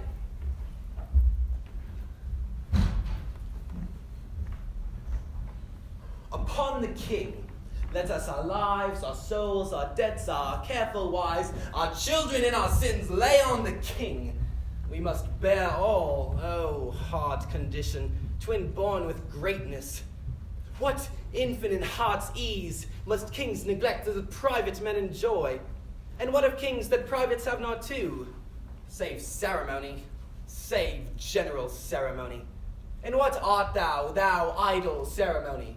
Art thou aught else but place, degree, and form, creating awe and fear in other men, wherein thou art less happy, being feared than they in fearing? Oh, be sick, great greatness, and bid thy ceremony give thee cure. Thinkest thou the fiery fever will go out with titles, blown from adulation? Will it give place to flexure and low bending? Canst thou, when thou commandst the beggar's knee, command the health of it? No, thou proud dream, that playest so subtly with the king's repose. I am a king that find thee, and I know 'tis not the balm, the scepter, and the bowl, the sword, the mace, the crown imperial, the throne he sits upon, nor the tide of pomp that beats upon the high shore of this world. No, not all these thrice gorgeous ceremony, not all these laid in bed majestical, can sleep so soundly as the wretched slave, who, like a lackey from the rise to set, sweats in the eye of Phoebus, and all night sleeps in Elysium. Next day after dawn doth rise and help Hyperion to his horse, and follows so the ever-running year, with profitable labor to his grave.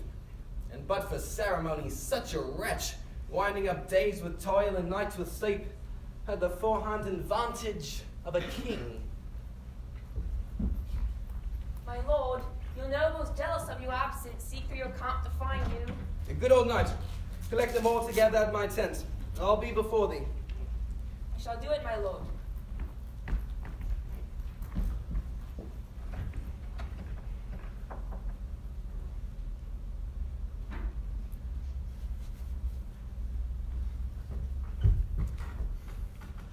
O God of battles, steel my soldiers' hearts, possess them not with fear. Take from them now the sense of reckoning, or the opposite numbers pluck their hearts from them. Not today, O Lord, oh, not today. Think not upon the fault my father made encompassing the crown. I, Richard's body, have interred new, and on it have bestowed more contrite tears than from it issued forced drops of blood. 500 poor I have in yearly pay, who twice a day their withered hands hold up toward heaven to pardon blood. And I've built 2 chantries where the sad and solemn priest sings still for Richard's soul. More will I do.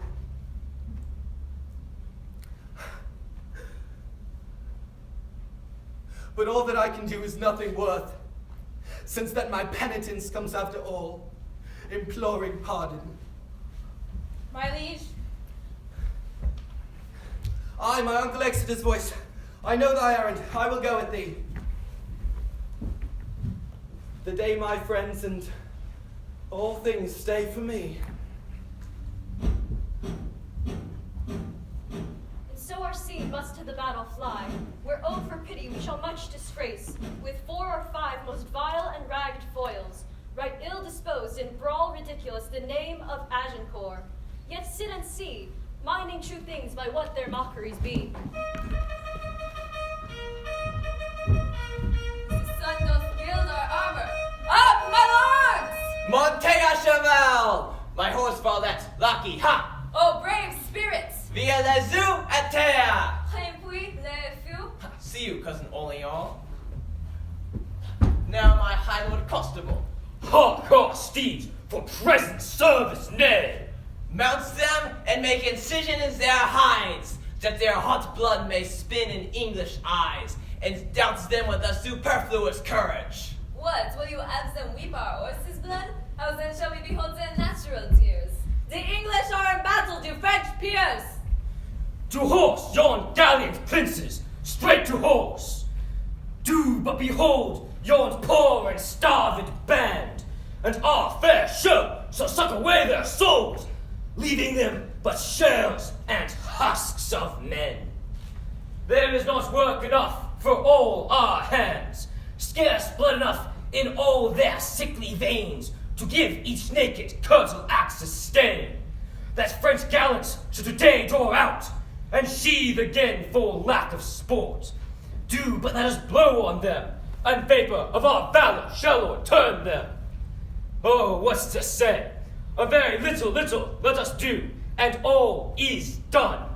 Therefore, the trumpet sound, the tucket sonance, the note to mount, for our approach to so much dares the field, that the English shall crouch down in fear and yield. They have said their prayers, they stay for death. Shall we give them dinners and fresh suits, and gives their fasting horses provender, and then fight with them? Go to the field. Come away. The sun is high, and we have to wear the day. Yeah!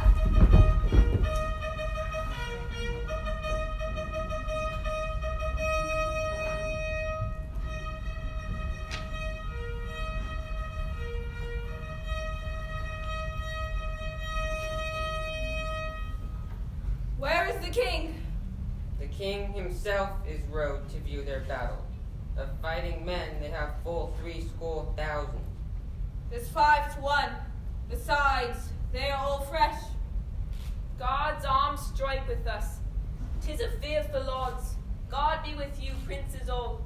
If we no more meet till we meet in heaven, then joyfully my noble Lord of Bedford, my dear Lord Gloucester, and my good Lord Exeter, my kind kinsmen, warriors all, adieu. Farewell, good Salisbury, and good luck go with thee.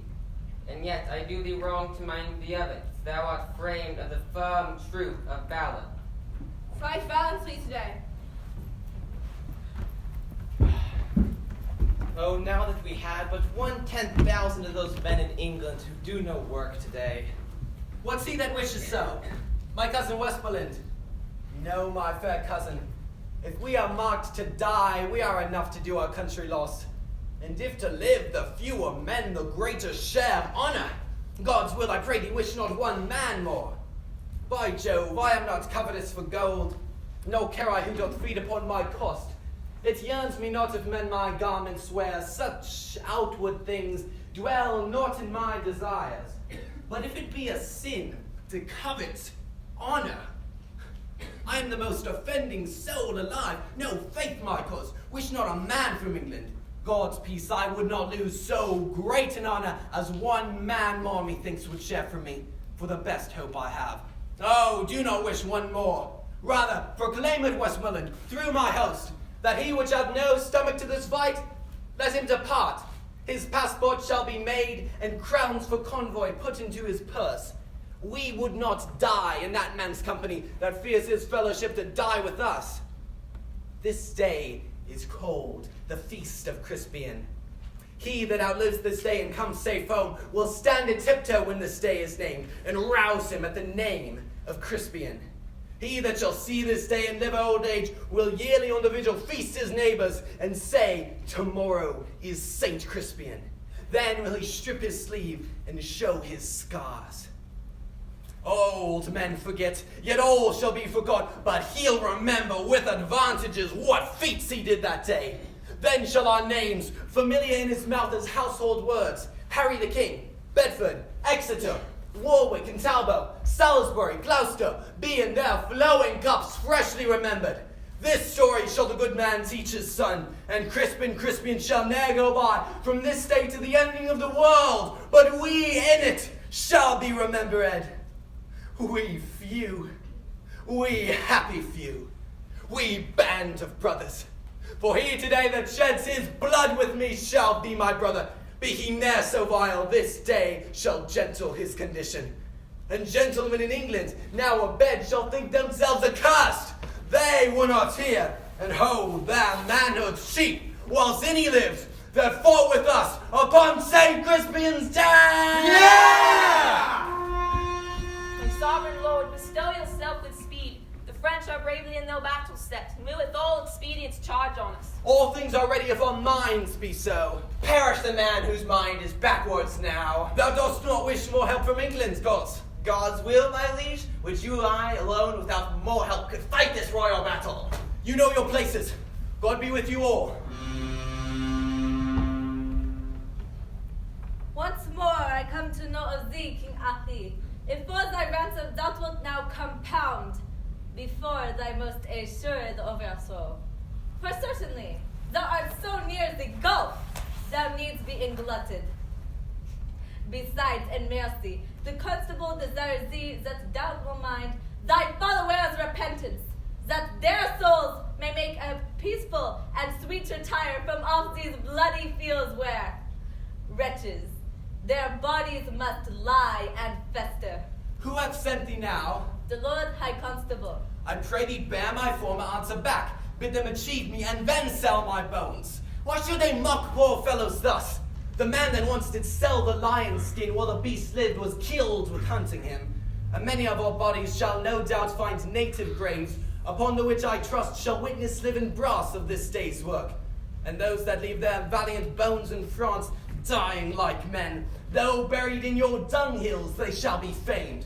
For there the sun shall greet them, and draw their honors reeking up to heaven, leaving their earthly parts to choke your clime.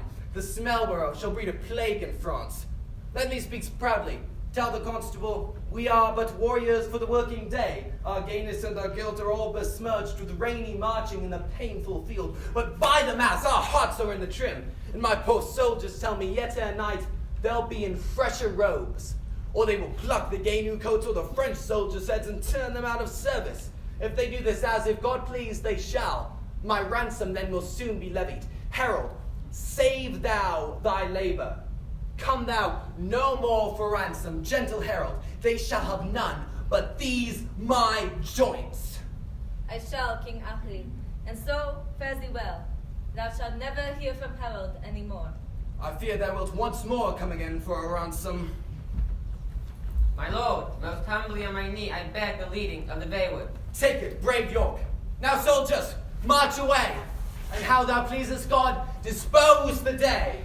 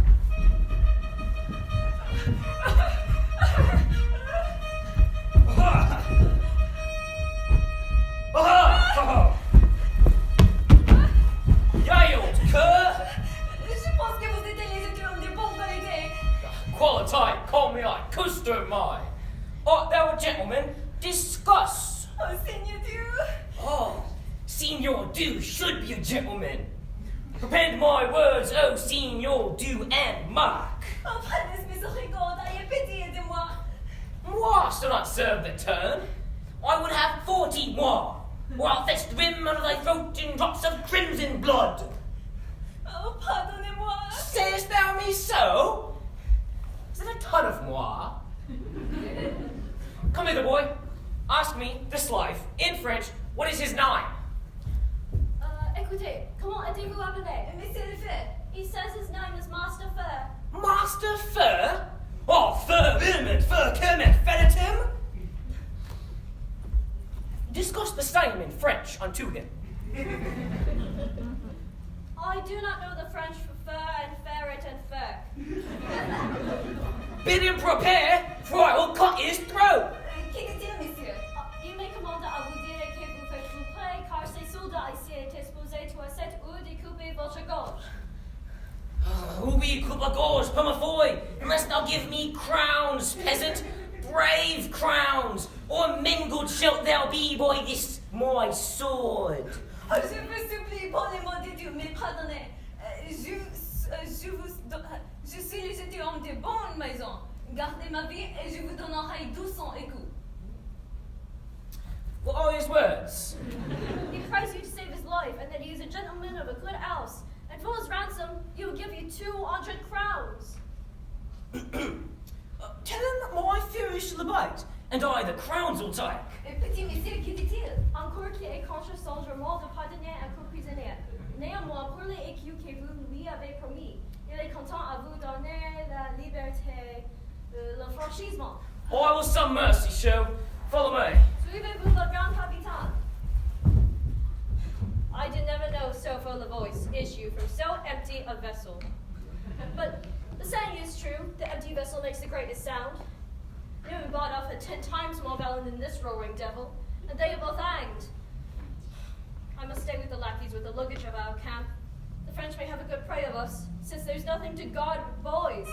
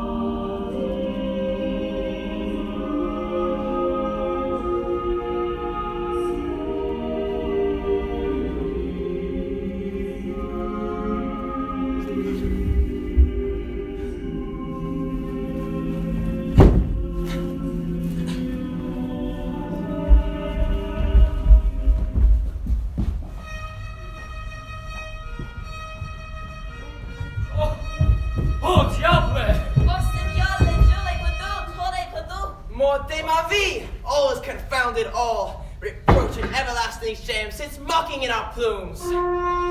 Omerhante fortune, do not run away! Why, all of our ranks are broke! Oh, perdurable shame. Let us stab ourselves. Are these not the wretches that we played at dice for? Is this the king we sent you for his ransom? Shame and eternal shame, nothing but shame. Let us die, and once more back again.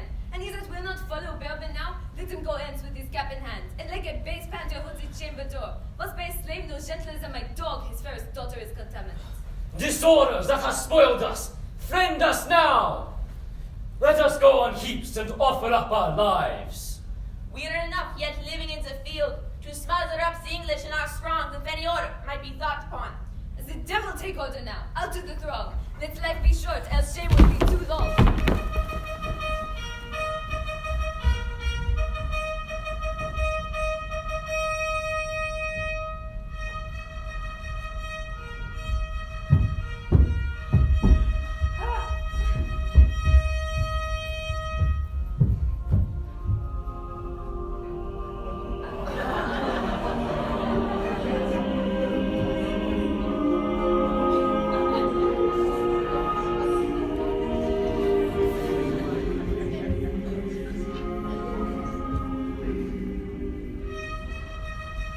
We done thrice valiant countrymen, what all's not done, yet keep the French the field.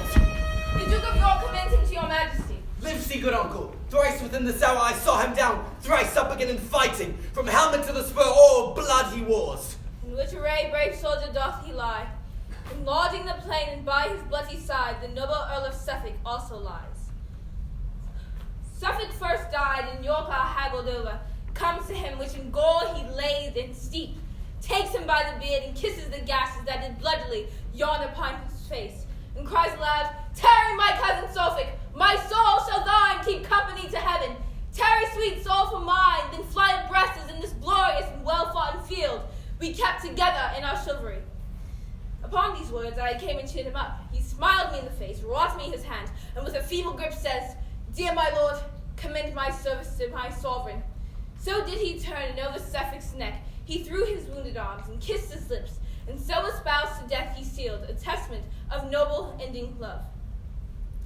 The pretty and sweet matter of it forced the waters from mine eyes that I would have stopped, but it had not so much maddened me, and all my mother came into mine eyes and gave me up to tears. I blame you not, for I must here perforce compound with my full eyes, or they will issue too. But hark! What new alarum is this saying? The French have reinforced their scattered men. Then every soldier kill his prisoners. Give the word through. Kill the boys and the luggage? 'Tis expressly against the law of arms. 'Tis an armed piece of knavery as can be offered in your own conscience, is it not? 'Tis certain there's not a boy left alive, and the cowardly rascals that ran from the battle have done this slaughter. Besides, they have burned and carried away all that was in the king's tent, wherefore the king most worthily caused every soldier to cut his prisoner's throat. Ho to the gallant king! Aye, he was born at Monmouth. I tell you what, where is the town where Alexander the Big was born? Alexander the Great. Alexander the Big, the Great, or the Huge, or the Magnanimous, or all one reckoning, save the phrase is a little variation. I think Alexander the Great was born at Macedon. His father was called Philip of Macedon, as I take it. I think it is in Macedon where Alexander is born. I tell you what, Captain Gow, if you look in the maps of the world, I warrant you shall find that in the comparisons between Macedon and Monmouth, that the situations, look you, is both alike. There is a river in Macedon, and there is moreover a river in Monmouth. It is called Wyatt Monmouth, but it is out of my brains. What is the name of the other? 'Tis all one. 'Tis as like as to my fingers is to my fingers. Oh, and there is salmons in them both. If you mark Alexander's life well, Harry of Monmouth life comes after it in different well, for there is figures in all things. Alexander, God knows, and you know, in his rages, in his furies, in his wraths, in his choler, in his moods, in his displeasures, in his indignations, and also being a little intoxicated in the brains, did, in his ales, in his cups, kill his best friend Cletus. Our king is not like that. He never killed any of his friends. Hi, it is not well done, remark you now, to take the tale out of my mouth ere it is finished. I speak but in the figures and comparisons of things. As Alexander killed his best friend Cletus, being in his ales and his cups, so did Harry of Monmouth, being in his right wits and good judgment, turned away that big fat knight with the great belly doublet. He was full of all jest and knocks and knaveries and mocks. I forgot his name. Sir John Falstaff. Aye, that is he. I tell you, there is good men born at Monmouth. Here comes his majesty. I was not angry since I came to France until this instant. Ride down to the horsemen on yon hill. If they will fight with us, bid them come down or die in the field. They do offend our sight. Besides, we'll cut the throats of those we have, and not a man of them that we shall take shall taste our mercy. Go and tell them so! Here comes the herald of the French, my liege. His eyes are humbler than they used to be. How now? What means this herald? Knowest thou not that I am fine these bones of mine for ransom? Comest thou again for a ransom? No, great king! I come to thee for charitable license, that we may wander o'er this bloody field, to book our dead and then to bury them, to sort our nobles from our common men. For many of our princes, woe the while, lie drowned and soaked in mercenary blood. So do our vulgar drench their peasant limbs in the blood of princes, and the wounded steeds lie fetchlock deep in gore, and with wild rage yerk out their armored heels at their masters, killing them twice. Oh, give us leave, great king, to view the field in safety, and dispose of their dead bodies. I tell thee truly, herald, I know not if the day be ours or no. The day is yours.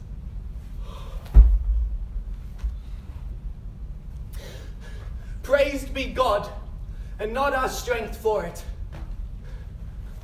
What is this castle called that stands hard by? They call it Agincourt. Then call we this the field of Agincourt, fought on the day of Crispianus. Your grandfather of famous memory, and please your majesty, your great uncle Edward the Black Prince of Wales, as I have read in the chronicles, did fight a most brave battle here in France. They did, Fluellen. And if your majesty be remembered, the Welshmen did good service in a garden where leeks did grow, wearing leeks in their Monmouth caps, which your majesty knows to this hour is a most honorable badge of the service. And I do believe that your majesty takes no scorn to wear the leek upon St. Davy's Day. I wear it for a memorable honor, for I am Welsh, you know, good countrymen. No, the water and wine cannot wash your Welsh blood out of your body. I can tell you that. May God bless it and preserve it, as long as it pleases your grace and your majesty too. Thanks.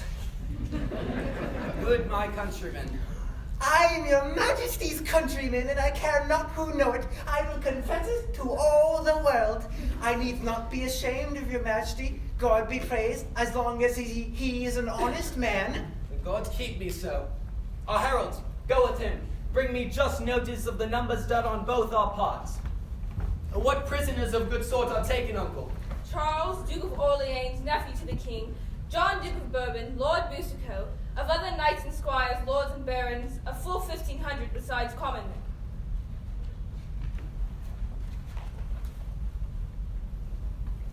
Here's the numbers of the slaughtered French.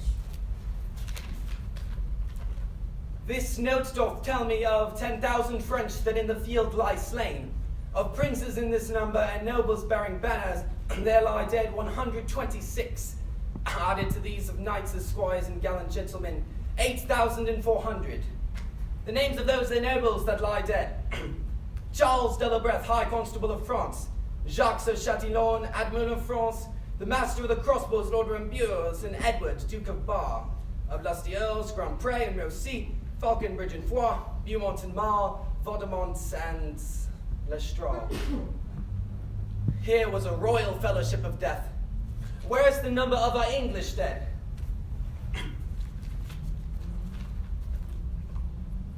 Edward, the Duke of York; the Earl of Suffolk; Sir Richard Ketley, Davy Gam, Esquire; none else of name, and of all other men but 25. Oh God, thy arm was here, and not to us, but to thy arm alone ascribe we all. When without stratagem, but in plain shock and even play of battle was ever known, so great and little loss on one part and on the other. Take it, God, for it is none but thine. 'Tis wonderful. Come, go we in procession to the village, and be it death proclaim it through our host to boast of this, or take that praise from God which is his only. And please your majesty, is it not lawful to tell how many is killed? Yes, captain, but with his acknowledgement that God fought for us. Yes, in my conscience he did us great good. Do we all holy rites?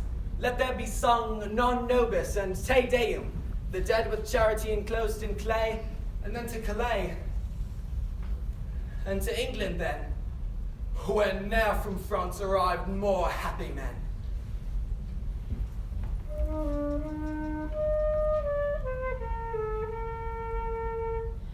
Non nobis Domine, Domine, non nobis Domine, se nomini, tuo de gloria.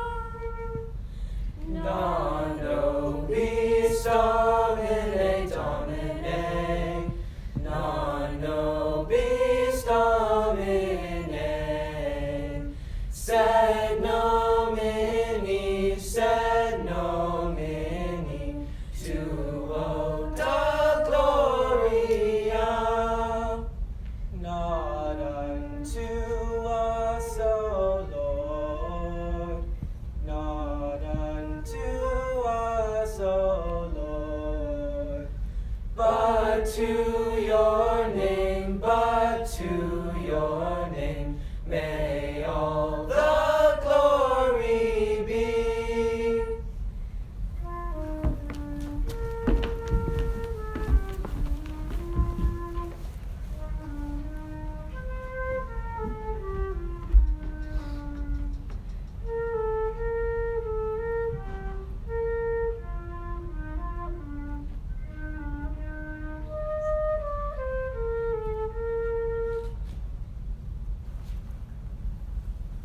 Vouchsafe to those that have not yet read the story, that I may prompt them. And as such as have, I humbly pray them to admit the excuse of time, of numbers, and due course of things, which cannot, in their huge and proper life, be here presented. Now we bear the king toward Calais. Grant him there. There seen. Heave him away upon your winged thoughts athwart the sea. Behold the English beach. So let him land, and solemnly see him set on to London, where that his lords desire him to have borne, His bruised helmet. And his bended sword. Before him through the city. He forbids it. Being free from vainness and self-glorious pride. Giving full trophy, signal, and ostent. quite from himself. To God. But now behold in the quick forge and working house of thought, how London doth pour out her citizens. The mayor and all his brethren in best sort, like to the senators of the antique Rome, with the plebeians swarming at their heels, go forth and fetch their conquering Caesar in. Now in London place him, And omit all occurrences, whatever chanced, till Harry's back return again to France. There must we bring him. And myself have played the interim, by remembering you 'tis past. Then brook abridgment, and your eyes advance, after your thoughts, straight back again to France.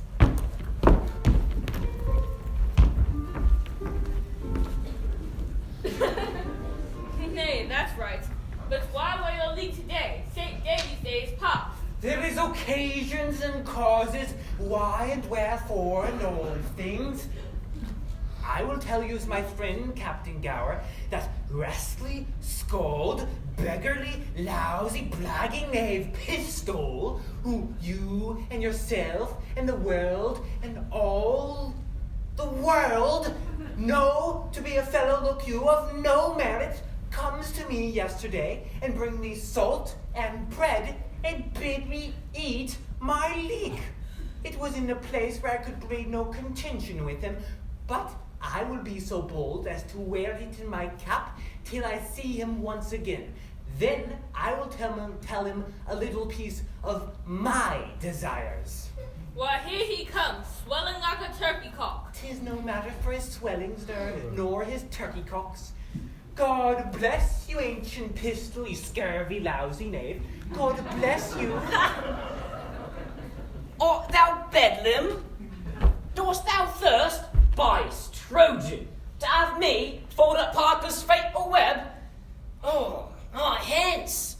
I am qualmish with the smell of leek. I beseech you heartily, scurvy, lousy knave, at my desires and my requests and my petitions to eat, look you, this leek. Because you do not love it, nor your affections or your appetites does not agree with it, I would desire you to eat it. Not for Cadwallader and all his goats. There is one goat for you. Will you be so good, scald knave, as to eat it? By Trojan, thou shalt die. You say very true, scald knave. When God's will it is, I would desire you to live in the meantime and eat your victual. Come, there is some sauce for it. Pray fall to. If you can mock a leek, you can eat a leek. I pray I will make him eat some part of my leek, or I will beat his pate for 4 days. Bite, I pray you. The skin is good for your broken coxcomb. Must I bite? Yes, certainly. And out of doubt in question too, and ambiguities. By this leek, I will most honorably revenge. I swear.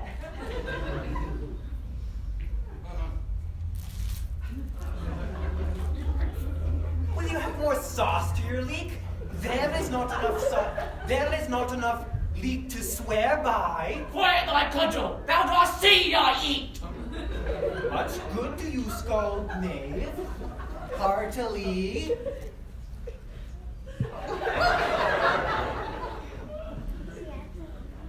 Nay, throw none of it away. The skin is good for your broken coxcomb. Good. Aye, leeks is good. Here is a groat to heal your pate. My, a groat? Yes, and verily, Oh. you shall accept it. Or I have another leek in my pocket which you shall eat. I take thy groat, in earnest of revenge. If I owe you anything, it will be paid in cudgels. God bless you and keep you and heal your pate.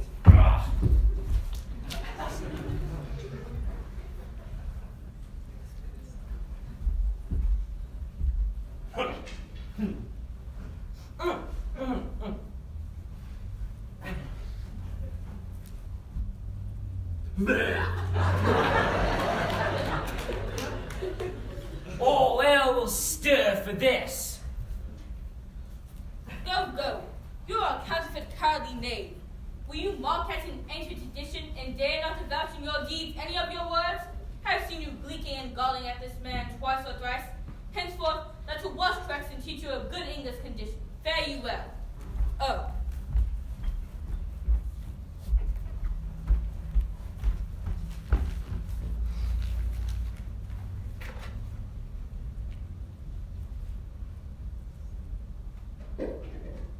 Dost fortune play, thou wife with me now?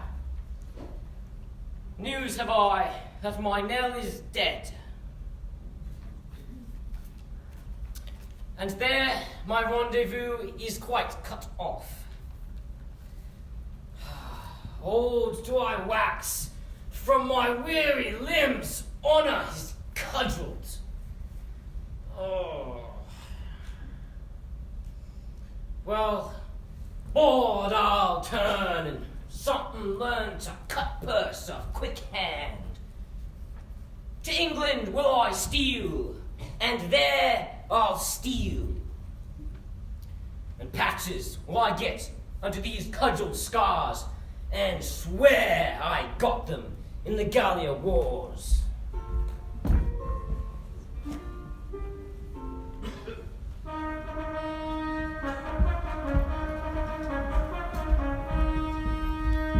Peace to this meeting wherefore we are met, unto our brother France and to our sister health and fair time of day, joy and good wishes to our most fair and princely cousin Catherine, and as a branch and member of this royalty by whom this great assembly is contrived, we do salute you, Duke of Burgundy, and princes French and peers, health to you all.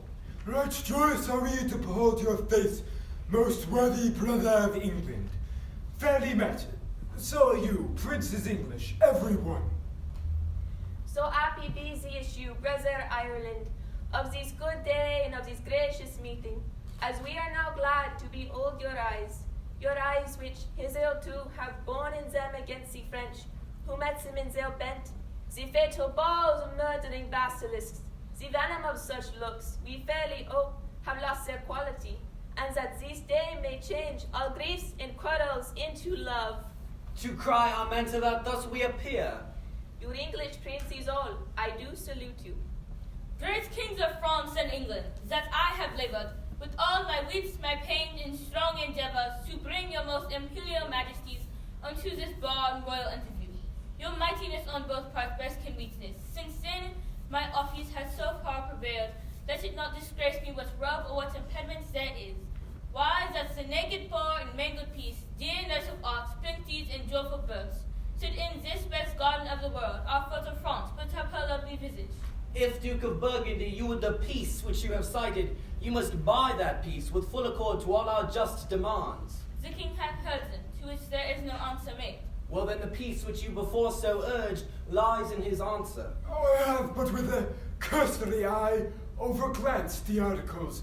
please us, your grace, to appoint some of your company presently, to sit with us once more, with better heed to survey them. Brother, we shall. Go, Uncle Exeter. Go with the king and take with you free power to ratify, augment, or alter, as your wisdom's best shall see advantageable for our dignity. Anything in or out of our demands and meal consigned thereto.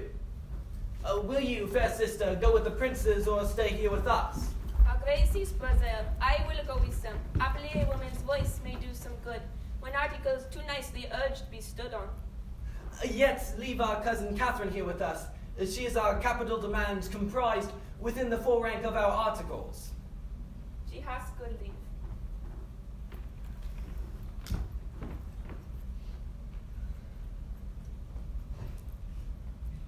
Fair Catherine, and most fair, will you vouchsafe to teach a soldier terms such as will enter at a lady's ear and plead his love suit to her gentle heart? Your Majesty shall mock at me. I cannot speak your England. Oh, fair Catherine, if you will love me soundly with your French heart, I will be glad to hear you confess it brokenly with your English tongue. Do you like me, Kate? Pardonnez-moi, I cannot tell what is like me. An angel is like you, Kate, and you are like an angel. Qui dit-il? Que je suis semblable les anges? Oui, ça votre grâce, dit-il. I said so, dear Catherine, and I must not blush to affirm it. Oh, bon Dieu, les langues des hommes sont pleines de tromperies. What says she, fair one? That the tongues of men are full of deceits. Oui, that the tongues of demands is be full of deceits. That is the princess. The princess is the better Englishwoman. If faith, Kate, my wooing is fit for thy understanding. I am glad thou canst speak no better English, for if thou couldst, thou wouldst find me such a plain king, that thou wouldst think I had sold my farm to buy my crown. I know no ways to mince it in love, but directly to say I love you. Then if you urge me farther than to say do you, in faith, I wear out my suit. Give me answer, if faith do, and so clap hands in a bargain. How say you, lady? C'est votre honneur, me understand well. Mary, if you would put me to verses or to dance for your sake, Kate, why you undid me. If I could win a lady at leapfrog, or by vaulting into my saddle with my arm on my back, under the correction of bragging be it spoken, I should quickly leap into a wife. I speak to thee, plain soldier. If thou canst love me for this, take me. If not, to say that I shall die is true, but for thy love, no. Oh, yet I love thee too. And while thou livest, take a fellow of plain and uncoined constancy. A good leg will fall, a straight back will stoop, a black beard will turn white, a curled pate will grow bald, a fair face will wither, a full eye will wax hollow, but a good heart, Kate, is the sun and the moon. Or rather the sun and not the moon, for it shines bright and never changes, but keeps his course truly. If thou would have such a one, take me. And take me, take a soldier. Take a soldier, take a king. And what sayst thou then to my love? Speak, my fair, and fairly, I pray thee. Is it possible that I should love the enemy of France? No, it is not possible you should love the enemy of France, Kate. But in loving me, you should love the friend of France. For I love France so well that I will not part with a village of it. I will have it all mine. And, Kate, when France is mine and I am yours, then yours is France. And you are mine. I cannot tell what is that. No, Kate? I will tell thee in French, which I'm sure will hang about my tongue like a newly married wife about her husband's neck, hardly to be shook off. J'ai, quand sous la possession de France, quand vous avez la possession de moi, let me see what then Saint Denis be my speed. Donc, votre est France, vous êtes mien. It is as easy for me to conquer the kingdom as to speak so much more French.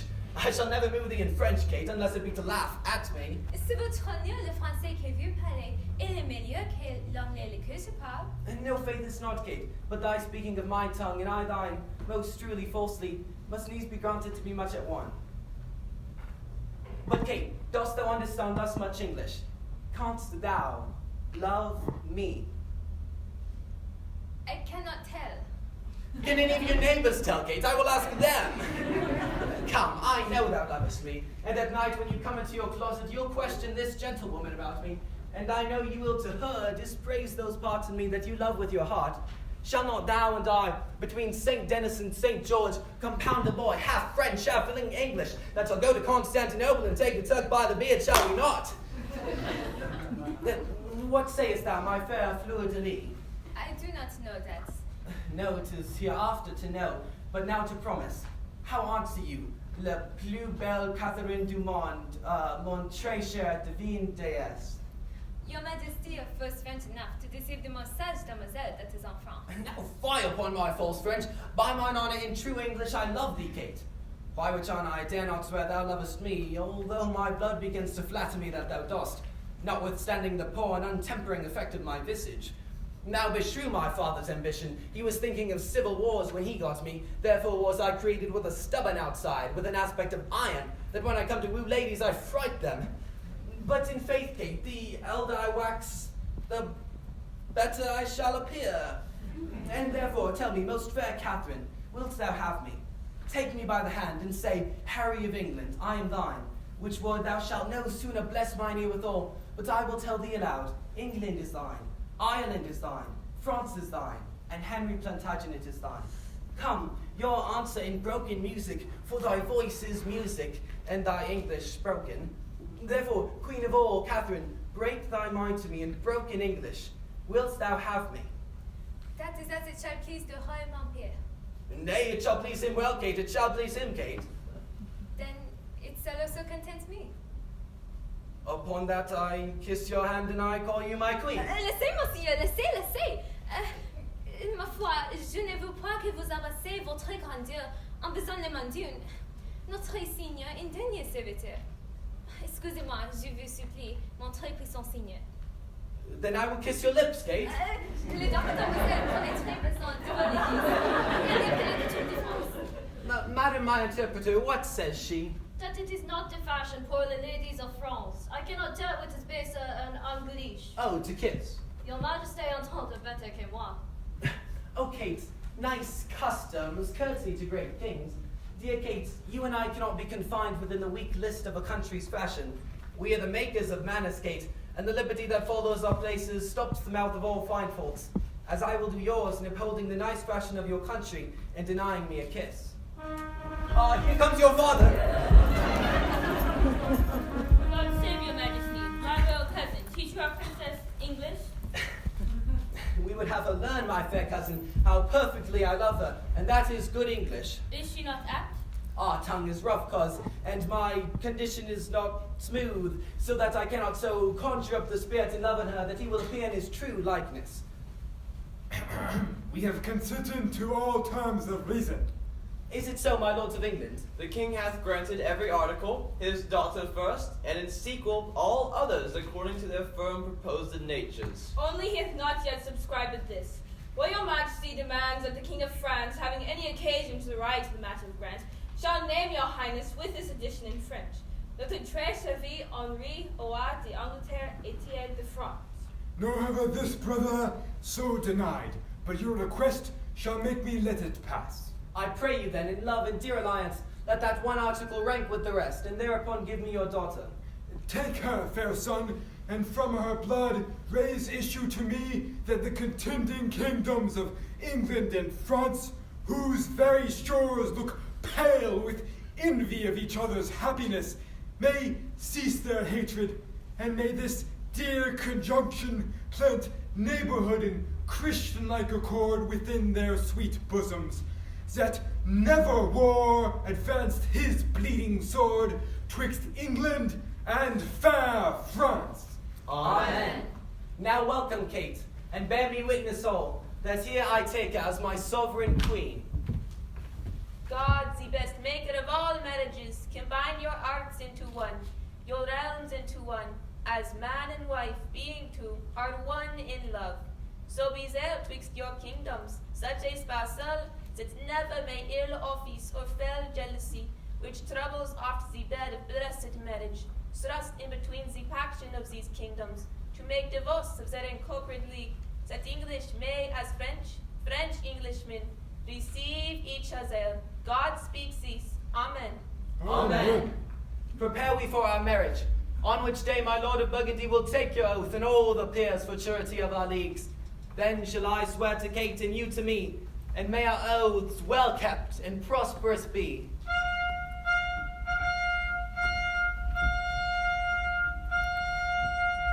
Thus far, with rough and all unable pen, our bending author hath pursued the story. In little room confining mighty men, mangling by starts the full course of their glory. Small time, but in that small most greatly lived this star of England. Fortune made his sword, by which the world's best garden he achieved. And of it left his son imperial lord.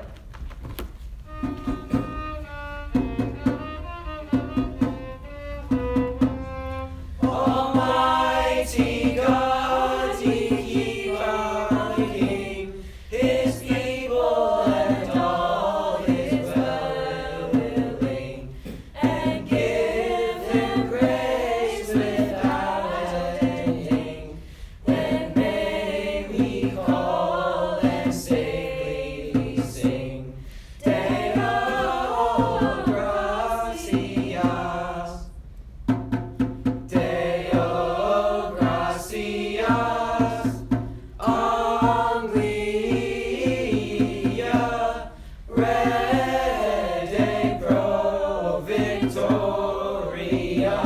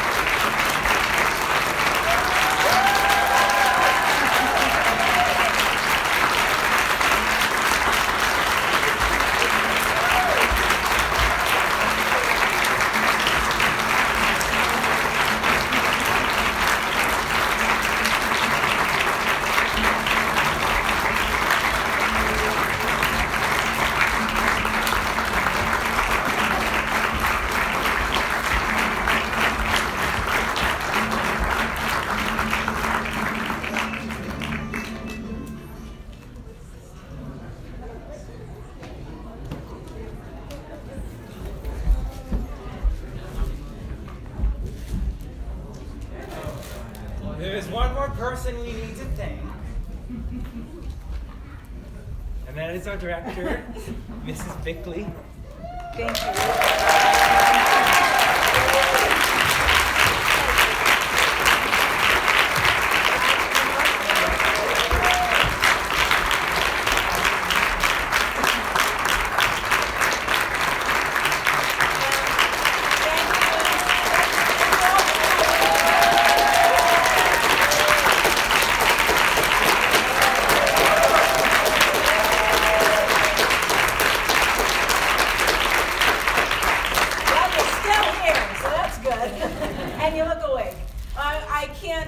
I can't stand here. I mean, I didn't do this by myself. There's so many people to thank. The moms, and particularly I'd like to thank Susan Newman, who did all the costumes. She does them every year.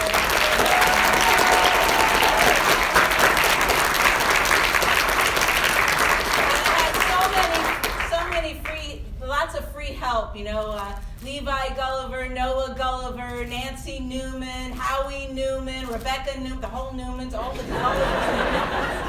Oh my goodness, Abby Markle. I mean, the people just showed up, and it was such a blessing. And it's not one person that does it. Obviously, it takes a village. And the moms, all the moms, just the hours of work, and everybody that works so hard, and my husband who's still married to me, and I'm really and all the dads. It's been so great and wonderful, and I'm very proud of all of them. So thank you for coming, and that's it.